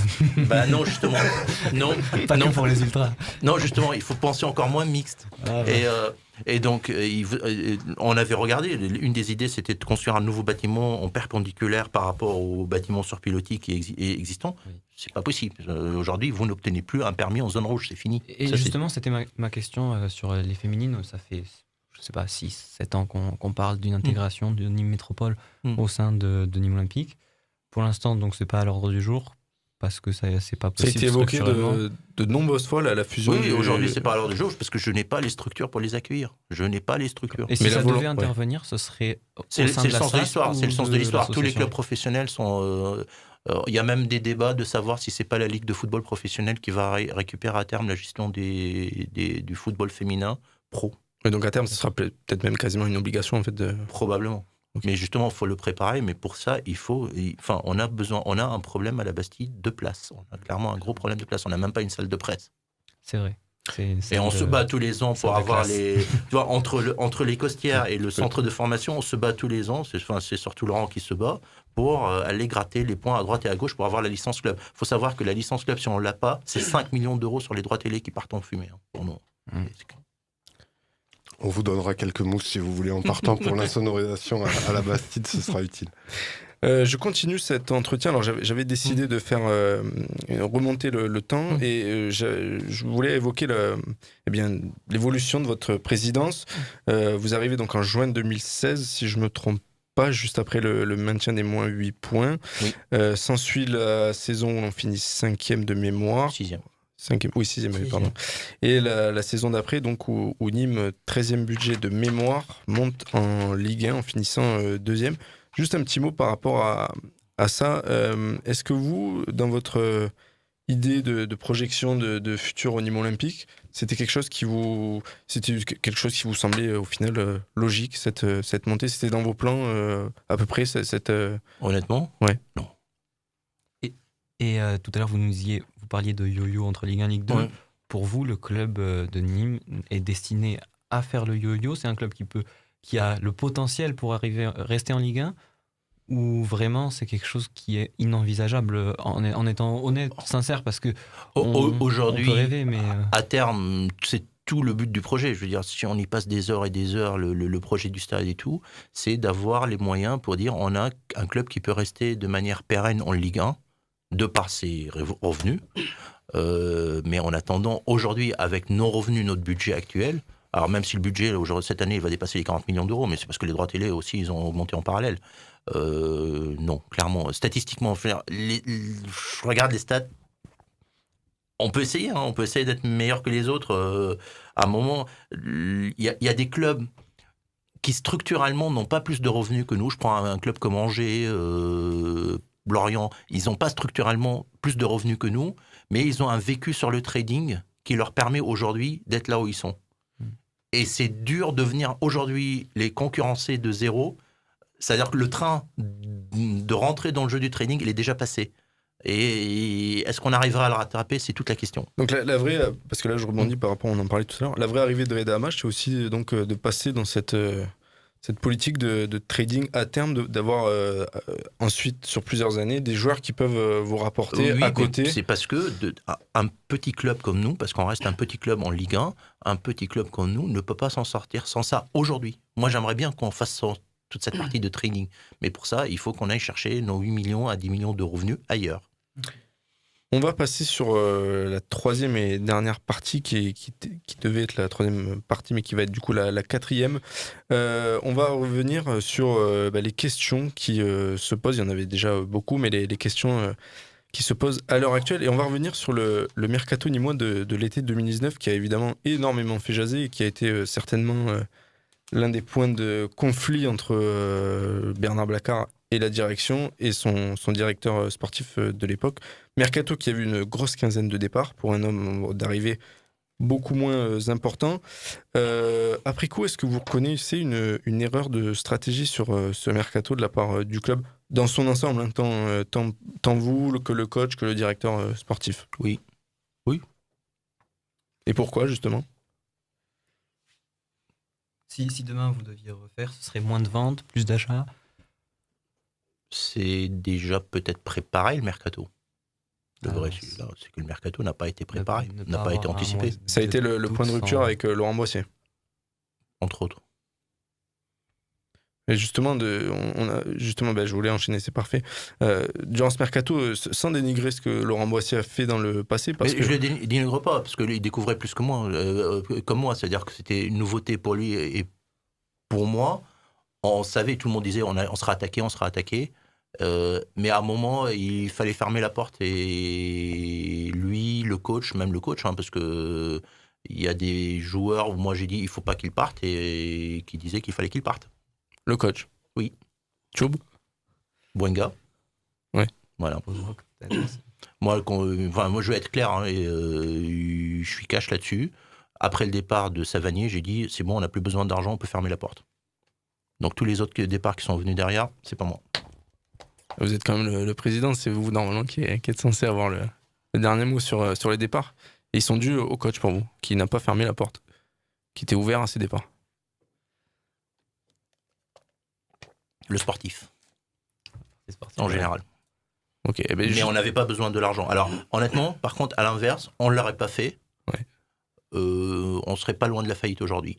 Parce que ce qui nous a permis de traverser cette crise sans trop de casse et qui nous permet de continuer à investir et faire un mercato cet été, c'est les à peu près 8 millions à 9 millions d'euros d'écart entre les ventes et les achats de la saison dernière. Et parce que sans ça, on ne pouvait pas prendre un seul joueur cet été. Parce que justement, contrairement à d'autres clubs, on n'a pas ce passif d'argent qui tombe sur la 2e, 3e année, 4e année de vente ou les droits de suite, etc. Ouais, par rapport à ça, petite parenthèse, l'autre jour, je regardais la conférence de presse de début de saison de Laurent Nicolin. Bon, je sais pas pourquoi je regardais ça. Et je regardais donc ça, et il disait cette saison, il s'inquiétait pas du tout au niveau des finances du club. Et par contre, sur l'année, dans 2 ans, donc, il pense que ça va être très compliqué pour le MHSC financièrement. Sur la saison prochaine, il avait dit, je crois. Je crois qu'il disait la saison pas celle qui arrive, celle d'après. Non, je suis bien informé sur les propos de Laurent Nicolin, messieurs. Bref, du coup, au niveau des échelonnements, on voit que... Aujourd'hui, on a un vrai sujet, mais tous les clubs, on en parlait tout à l'heure, c'est... la question, c'est pas de savoir si on va ouvrir avec 5000 spectateurs ou 2000 spectateurs. C'est que à l'arrivée, si vous jouez pas devant vos 13 000 spectateurs, c'est 5 millions de revenus et qui sont en fait de la marge pour le club, qui ne vont pas rentrer dans les caisses cette saison. Donc vous avez quelque part effectivement une augmentation d'un peu plus de 10 millions d'euros des droits télé, mais vous allez déjà manger 5 millions parce que vous pouvez pas accueillir du public normalement dans le stade. C'est bon, David, tu voulais dire un petit mot 2 petites choses. Rani, tu as parlé du club d'Angers tout à l'heure. Je crois de mémoire qu'ils ont vendu entre 50 et 60 millions en 5 ans. Ça a commencé par Toko et Cambi, je crois. Ouais. Adélaïde en dernier. Donc c'est vrai que le comparatif, on a un gros passif là-dessus. Oui, et on part de zéro. Part de zéro. Et c'est compliqué. Alors, à moins d'avoir... Je suis désolé, je ne suis pas le Qatar, je ne suis pas l'Arabie Saoudite... je n'ai pas de pétrole, il n'y a pas de pétrole ni à Nîmes, ni à Montpellier, ni à Paris. Et juste un petit dernier point. Oui, bien sûr. Le deal Bouanga de rester qu'un an à Nîmes, légende urbaine. Ah, complètement légende urbaine. Ouais. Non, mais c'est juste pour... on avait cru comprendre dans le milieu des super. Encore une fois, légende urbaine qu'il avait été promis à Denis Bouanga de rester un an à Nîmes. Enfin, de le faire venir de Lorient, de le faire jouer un an à Nîmes, et après il aurait été libéré. Donc c'est faux. Sinon, on l'aurait fait signer qu'un an. Non. Il y avait eu, je crois, des rumeurs sur l'indemnité de transfert qu'aurait donné Nîmes à Lorient sur le transfert à l'été 2018 qui n'aurait pas été réglé totalement, et qu'ensuite la vente à Saint-Etienne n'était que de 50%. Il y avait une histoire un peu... Non, c'était très flou. Il y avait un gros droit de suite pour Lorient, sans rentrer dans le détail, mais il y avait un gros droit de suite. Mais justement, donc, toujours durant ce mercato, on a eu à un moment Laurent Boissier qui avait quitté son poste, qui est d'ailleurs une décision qui nous avait tous surpris, et on avait vu Jérôme Arpinon négocier de lui-même sur la venue de plusieurs joueurs, dont Haris Djurdjevic et Vlatko Stojanovski, qui sont aujourd'hui sur le départ et qui ont montré plus ou moins un déficit de niveau. Juste, est-ce qu'aujourd'hui, ces prérogatives sur le mercato, elles sont toujours les mêmes que l'été dernier, ou est-ce que vraiment, aujourd'hui, c'est vraiment Reda Hammach qui a le dernier mot et on peut le considérer comme votre réel nouveau bras droit?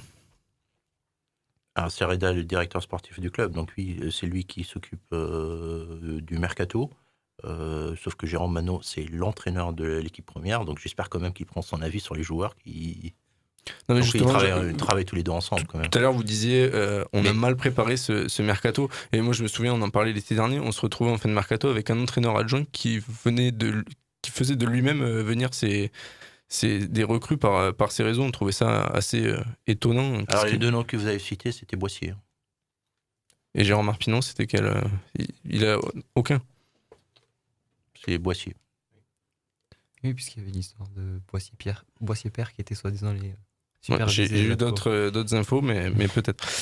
On va juste, avant de parler de l'histoire, enfin l'histoire de votre relation passionnelle avec les supporters. Je ne sais pas pourquoi Haris ne quitte pas le club. Donc, Haris Djurdjevic n'est donc pas sur le départ. Pas pour l'instant. Non. Bon, on verra à la fin du mercato si c'était le cas ou pas. Il paraît qu'à chaque fois que je dis quelqu'un part pas, il part. Donc, c'est vrai que je me rappelle encore de petits messages sur Nîmes 1937. Il paraît qu'il faut qu'on déstresse pour Savanier, donc on va essayer de déstresser pour Djurdjevic. Enfin, à 10 millions d'euros, moi je déstresse, mais bon. On va avant de passer donc sur cette partie supporter, mais ça va un petit peu l'amorcer. Je vais un peu revenir sur votre arrivée à Nîmes. Vous êtes décrié un peu par le maire, par les deux plus importantes assauts de supporters du Nîmes Olympique, par l'amicale des anciens du Nîmes Olympique. Est-ce que vous êtes persuadé, la question est peut-être mal posée, est-ce que vous êtes persuadé d'aller dans le bon chemin? On a la sensation que vous cassez des codes bien ancrés à Nîmes qui en embêtent plus d'un, et est-ce que pour vous c'est le bon chemin, celui que vous employez aujourd'hui et puis depuis 5 ans, et qui les résultats vous donnent plutôt raison? Ah oui, les résultats me donnent peut-être raison, heureusement d'ailleurs. Je pense notamment aux places pour les anciens joueurs, ça c'est un sujet qui revient éternellement. Mais c'est les places pour tout le monde en fait, je ne comprends pas. Et il n'y a pas que les anciens joueurs, il y a la Ligue, enfin, ça fait même partie, je ne suis pas le seul là. Alors là, pour le coup, il y a beaucoup de présidents qui commencent à me rejoindre sur le sujet. Vous ne pouvez pas avoir 5%, 10%, 30%. Enfin, le Nîmes Olympique, il y a eu des années, je crois que c'était 2010 par là, ou 2013, il y avait 30% des entrées dans le stade qui étaient des places gratuites et des invitations. Vous ne pouvez pas faire ça, c'est un manque de respect pour les gens qui payent. C'est une dévalorisation aussi du produit. En marketing, on appelle ça. Et le produit, il a une valeur. Justement, vous disiez, ouais, les places sont chères, etc. Mais à un moment, justement, elles sont chères quand on a fait croire, en fait, aux gens que ça coûte 5 € ou 10 € pour aller voir un match de foot. Encore plus, un match de foot de Ligue 1. Le foot, c'est un sport qui coûte cher. Quand vous avez une entreprise qui a 40 millions ou 45 millions d'euros de dépenses, il faut qu'elle ait 40 ou 45 millions d'euros de revenus en face. D'où vont venir ces revenus? Oui, le football, c'est un spectacle unique, surtout en Ligue 1, de football professionnel de très haut niveau. Ça coûte cher d'aller voir un match de foot. Donc pour vous, parce que on en parle souvent, un club de foot, c'est vrai qu'on le considère souvent, vous le considérez plutôt comme une entreprise, alors que pour beaucoup de supporters, c'est qu'il y a une relation presque charnelle, différente d'une entreprise. Oui, je peux le comprendre. Et ce que je voulais vous demander par rapport à ça, c'est pour vous, le joueur le plus capé du Nîmes Olympique, il doit payer sa place pour venir au stade des Costières. Oui. Et ça, c'est intransigeant. Pour vous, c'est évident. Oui. Très bien. Très bien. Oui, il le faut pour une raison simple, c'est que vous avez combien de joueurs qui sont passés au Nîmes Olympique au total? On a 12 000 places. Saison. Donc demain, si vous dites je vais offrir 200, 300 places pour les anciens du Nîmes Olympique, vous savez combien de places on doit d'invitation à la Ligue elle-même? C'est-à-dire que là, la Ligue de football professionnel, alors ok, elle nous donne l'argent des droits télé en face, mais la Ligue, on leur doit 100 places par match. En plus, il y a 100 places pour l'équipe adverse. Je ne parle pas du virage. Hein. Dans la tribune, vous devez leur donner 10 places dans la tribune officielle. Et tout ça, c'est que des invitations, des invitations. Quand vous finissez aujourd'hui avec les invitations obligatoires, on est encore à 300-350 places. Plus la municipalité, etc. Ou ça, c'est là, ils payent? Non, là, ils payent. Okay. Donc là, la municipalité paye. Donc, et c'est là où la municipalité, quelque part, elle doit être dans son rôle. C'est-à-dire que les places qu'achète la municipalité, si c'est pour les offrir à des gens défavorisés qui ont besoin, donc pour un outil d'insertion, c'est très bien. Elle est dans son rôle. Mais moi, en tant que club, je ne peux pas venir offrir des places. Je ne peux pas venir. C'est dévaloriser le club et la valeur de ce que c'est d'avoir un ticket pour aller voir un match du Nîmes Olympique. Et donc, l'histoire des places offertes en pesage qui avait fait grand bruit à propos, je ne sais plus quel match c'était. Les avocats. Les avocats. Ah oui. Donc là, ça a été offert à une association. Oui. Et là, par contre, c'est parce que c'est une association qui voulait faire passer un message. Et donc là, vous trouvez ça plus légitime qu'un don contre... C'était une demande de l'avocate du club. Comme on ne peut rien refuser à son avocate, ça s'est fait. Mais c'est quelque chose d'exceptionnel, c'est arrivé une fois en 5 ans. Juste par rapport à ça, bon, voilà, votre argument peut tout à fait s'entendre, mais c'est vrai que, et ça vaut également, je pense, pour les directions qui vous ont précédé, hein, que ce soit Jean-Louis Guazot ou même auparavant, on a l'impression qu'au Nîmes Olympique, il y a peut-être pas de mise en avant de l'histoire du club, j'ai du mal à l'exprimer. Vous avez parlé d'un musée dans le nouveau stade. Oui, il y aura un musée, oui. Oui. Est-ce que vous comprenez l'attente légitime de ces anciens joueurs ? Évidemment pas tous, parce qu'il y a des joueurs qui ont évidemment plus marqué l'histoire que d'autres au Nîmes Olympique, mais est-ce que vous comprenez cette attente de reconnaissance de la part des plus anciens et de ceux qui ont marqué le club et qui aujourd'hui, et encore une fois, c'est pas contre vous, parce que je pense que c'était déjà le cas auparavant, on en avait parlé, Kader Firoud n'a pas eu d'hommage à Pierre Barlaguet récemment, c'était très bref. Est-ce que ça, vous comprenez que c'est quand même un manque aujourd'hui et les anciens espéraient peut-être au-delà d'une simple place, avoir un tout petit peu plus de reconnaissance de la part du Nîmes Olympique aujourd'hui. C'est quoi la reconnaissance concrètement ? C'est par exemple, pour parler de Pierre Barlaguet qui est décédé, on n'a pas vu un seul message, à part, il y a eu une minute de silence je crois de la part du club, mais il n'y a pas eu de... En termes de communication, une petite vidéo hommage, c'est quelqu'un qui a marqué l'histoire sans parler forcément de place offerte à sa famille, etc. Ça, c'est pas la question, mais... s'appuyer sur, on va dire, l'héritage Nîmes Olympique. Vous offrez pas des places, vous envoyez une gerbe ou... Oui, mais je veux dire, faire parler de ce moment de l'histoire du club et de l'entreprise qui a marqué des générations de supporters, les remémorer ensemble. En termes de communication, je pense qu'on partage cet avis, on trouve ça assez... limité quand même dans le rappel d'une personne par exemple comme Pierre Barlaguet, mais c'était le cas pour Kader Firoud. Peut-être on espérait en termes de communication un petit peu plus pas de respect, mais de mise en avant de notre histoire et de l'histoire du club, comme le font certains clubs, je pense à Nantes ou à Saint-Etienne notamment. Et ça au Nîmes Olympique aujourd'hui, c'est un petit peu, je trouve, existant, et notamment sur les hommages de joueurs décédés. J'ai en tête ce Pierre Barlaguet. Peut-être, je prends le point. Parce que, pour la petite parenthèse, Nîmes Olympique n'a jamais gagné de titre, mais a joué 3 finales de Coupe de France. Pierre Barlaguet était présent en tant que joueur ou entraîneur sur les 3. C'est un des seuls faits d'armes sportifs, un des seuls succès sportifs, on va dire, du club. Il était présent. Il y a le vice-champion aussi, non ? Oui, il y a vice-champion, mais on voit, c'était quand même une figure... si on est vice-champion 2 fois. Ah oui, mais Pierre Barlaguet, oui. Et voilà, oui, non, c'était juste pour cette petite parenthèse, on a parlé de Pierre Barlaguet au hasard, c'est le premier qui m'est venu aussi. On va juste, avant d'entamer cette partie supporter, et on profite d'avoir Laurent Taureau avec nous. Entre-temps, il y a eu cet épisode du logo qui là aussi a énormément fait parler, et durant cette période, vous étiez en conflit ouvert avec les supporters. C'est toujours un peu le cas malheureusement aujourd'hui. Il n'y avait que Laurent qui criait. Justement, vous en parlez, vous avez entre guillemets plié grâce à une intervention virile mais correcte de Laurent Taureau, alors membre des Gladiateurs, qui va ensuite devenir votre bras droit au Nîmes Olympique. La preuve, il est là aujourd'hui. Messieurs, est-ce que vous pouvez nous raconter un petit peu cette rencontre et puis surtout ce choix et cette amitié même peut-être qui s'est créée ensuite? Question complexe. J'ai pas compris la question en fait. Votre rencontre, on parle du logo, on parle de Laurent.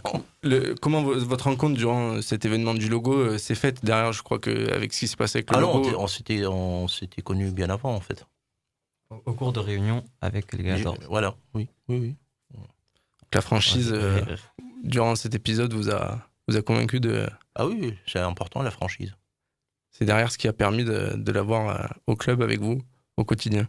Oui, et puis il y avait une volonté d'essayer d'avancer de manière intelligente entre nous.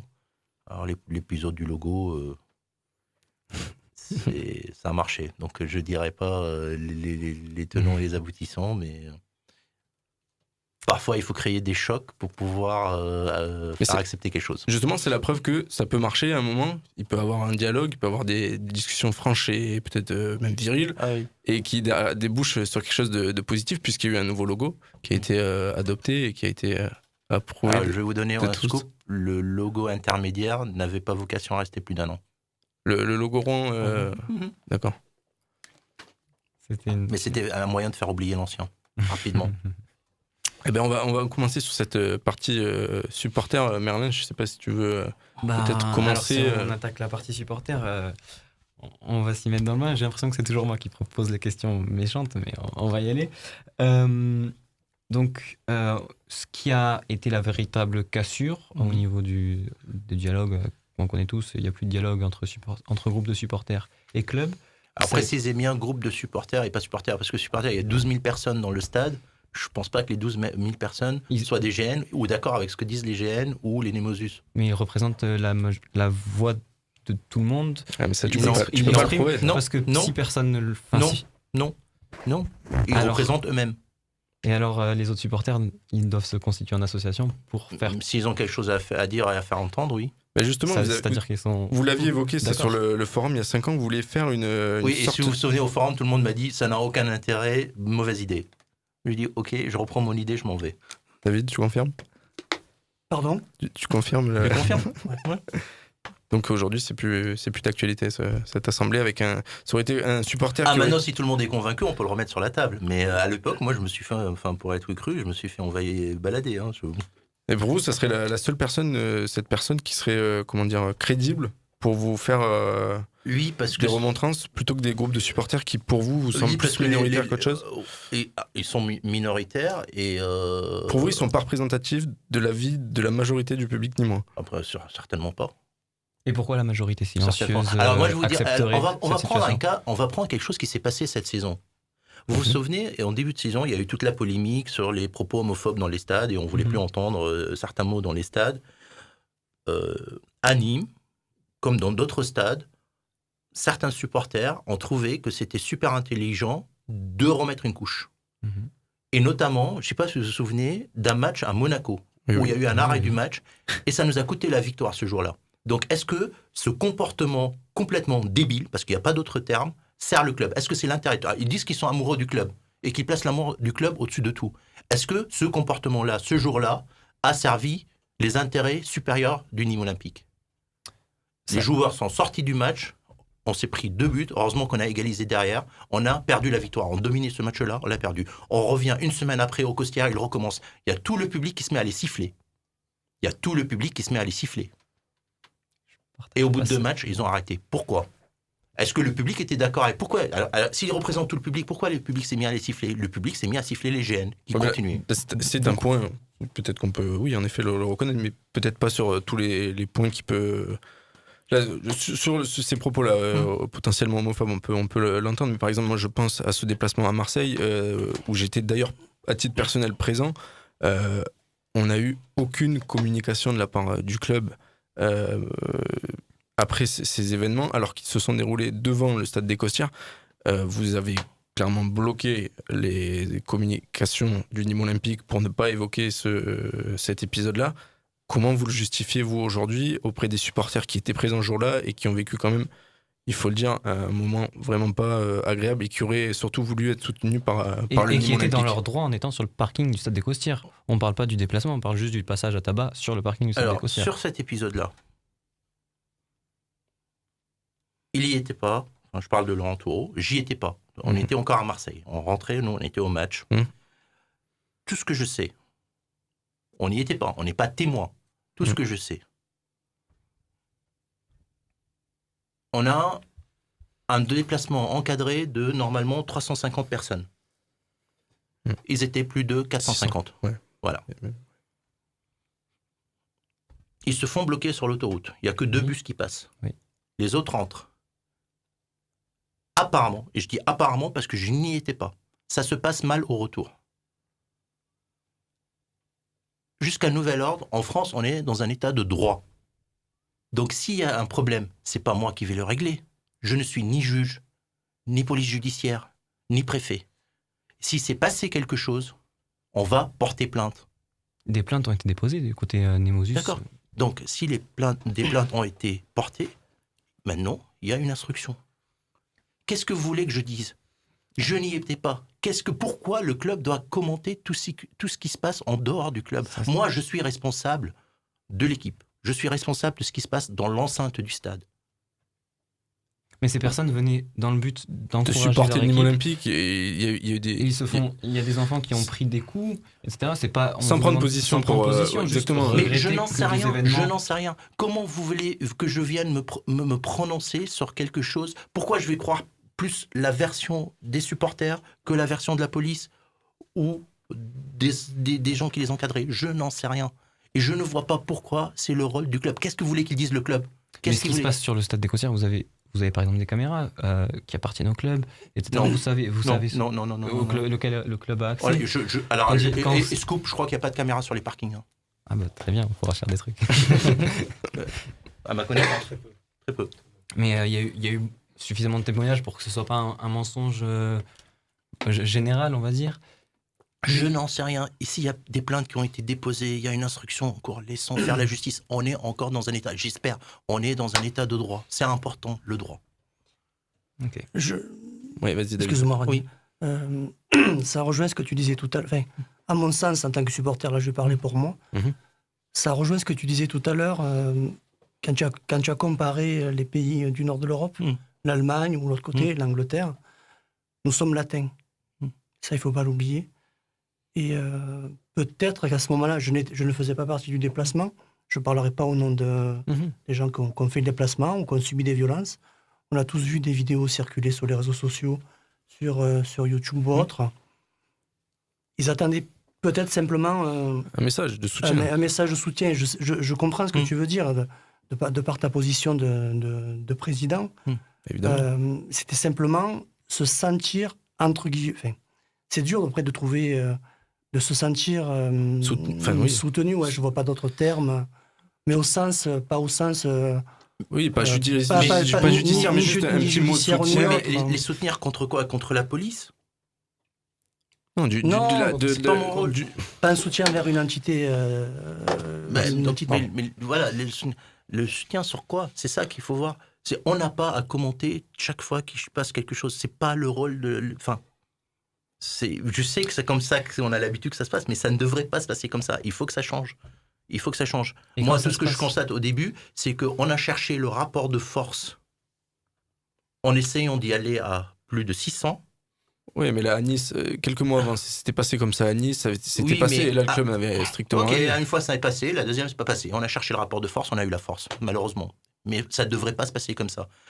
À un moment, il faut que les groupes de supporters comprennent le meilleur moyen d'obtenir ce qu'ils veulent des autorités et du club, mais surtout les autorités, parce que c'est pas le club qui fait les lois, c'est les autorités. C'est pas le club qui prend des arrêtés, c'est les autorités. C'est le dialogue, le respect et l'explication et la justification. Quand les pouvoirs publics se sentent en confiance avec les supporters, ils ne veulent pas les punir. Quel est l'intérêt d'un préfet? Et c'est pareil dans l'autre sens, je pense. Mais aujourd'hui, si on est... Non, parce que vous oubliez des événements. Quand il y a un règlement de compte à la sortie du match contre Saint-Etienne, vous l'avez oublié, celui-là? C'est extérieur au stade. Oui, mais c'est extérieur au stade. Sauf que c'est qui doit gérer cet incident? C'est la police. Donc, c'est le cumul des faits. On ne peut pas isoler les faits. Mais on ne peut pas les ça, isoler. Par exemple, quand les grilles sont fermées, à 5 minutes d'un coup d'envoi d'un match contre Marseille, et que la moitié du public est extérieur au stade, et là, ça concerne vraiment le stade et le Nîmes Olympique, quand les grilles sont fermées, là, il y a une volonté d'aller au clash, et il n'y a pas de coopération, que ce soit entre le club, la police... Quelle grille fermée? En pesageste. Quand la moitié de la tribune sort pour ouvrir, pour permettre... c'est après le match? Avant le match, non, à Marseille, à domicile, le match retour. Le dernier match. Il y a eu des grilles qui sont restées fermées devant les supporters. Une partie du pesage est sortie pour faciliter l'entrée des supporters dans le stade. Et là, il y a dû avoir du coup de la violence qui a été...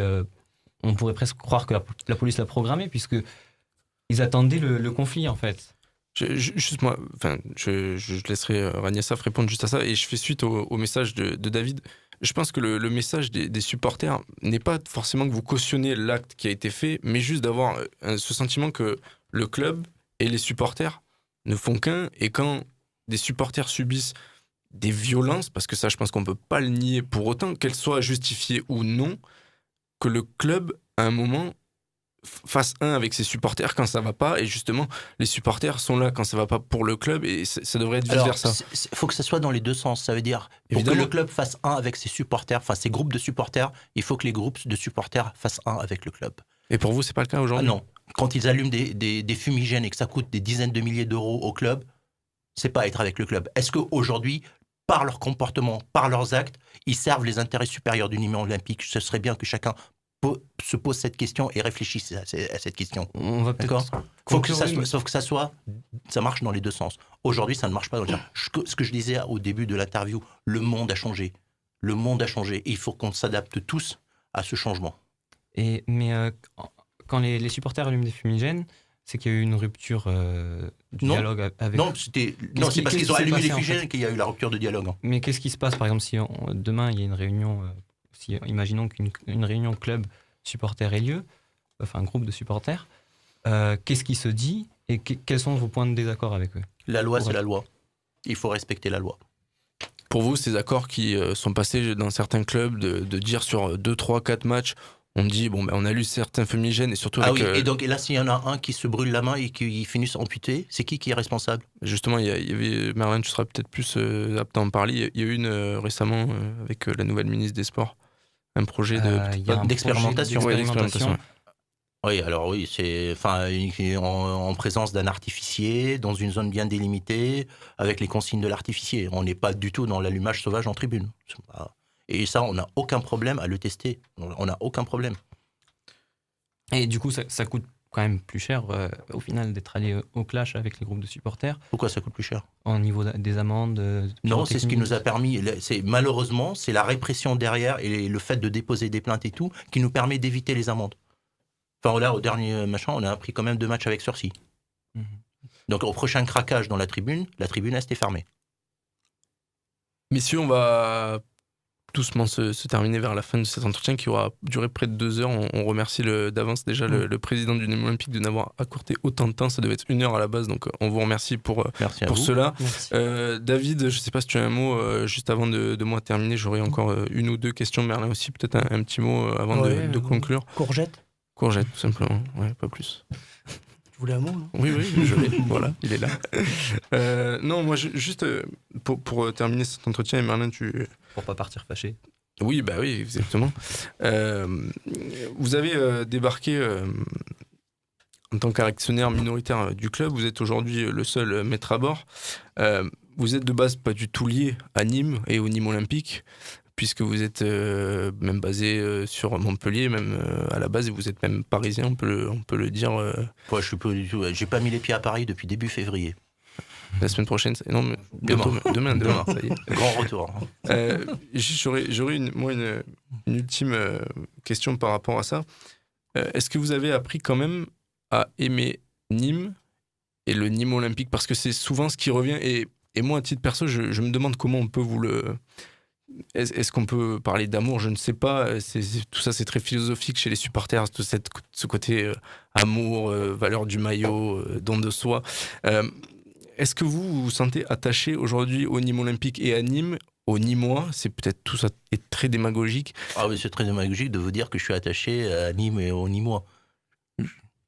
Je suis attaché au club, ça c'est sûr. Moi, mon challenge, c'est de dire est-ce qu'on va réussir à faire le premier club de France qui soit, entre guillemets, autonome, qui ne dépend pas de ses actionnaires, qui reviennent réinjecter de l'argent dans le club tous les ans. On parlait de Lyon, mais Lyon, il a fallu, comme il y a quelques années, qu'il y ait des Chinois qui viennent injecter de l'argent dans le club. Ça, on l'a oublié. Mais... Ouais, parce que moi, j'ai ce souvenir du soir de cette montée face au Gazélec Ajaccio. On disait souvent Rani Assaf, quelqu'un de très timide, de très froid, de très reculé. On vous a vu les larmes aux yeux avec Renaud Ripard. On vous a vu après au latin finir, je ne sais pas combien d'heures vous étiez sur le... à la main. On était là. Probablement qu'on n'avait pas bu que de l'eau ce soir. Voilà.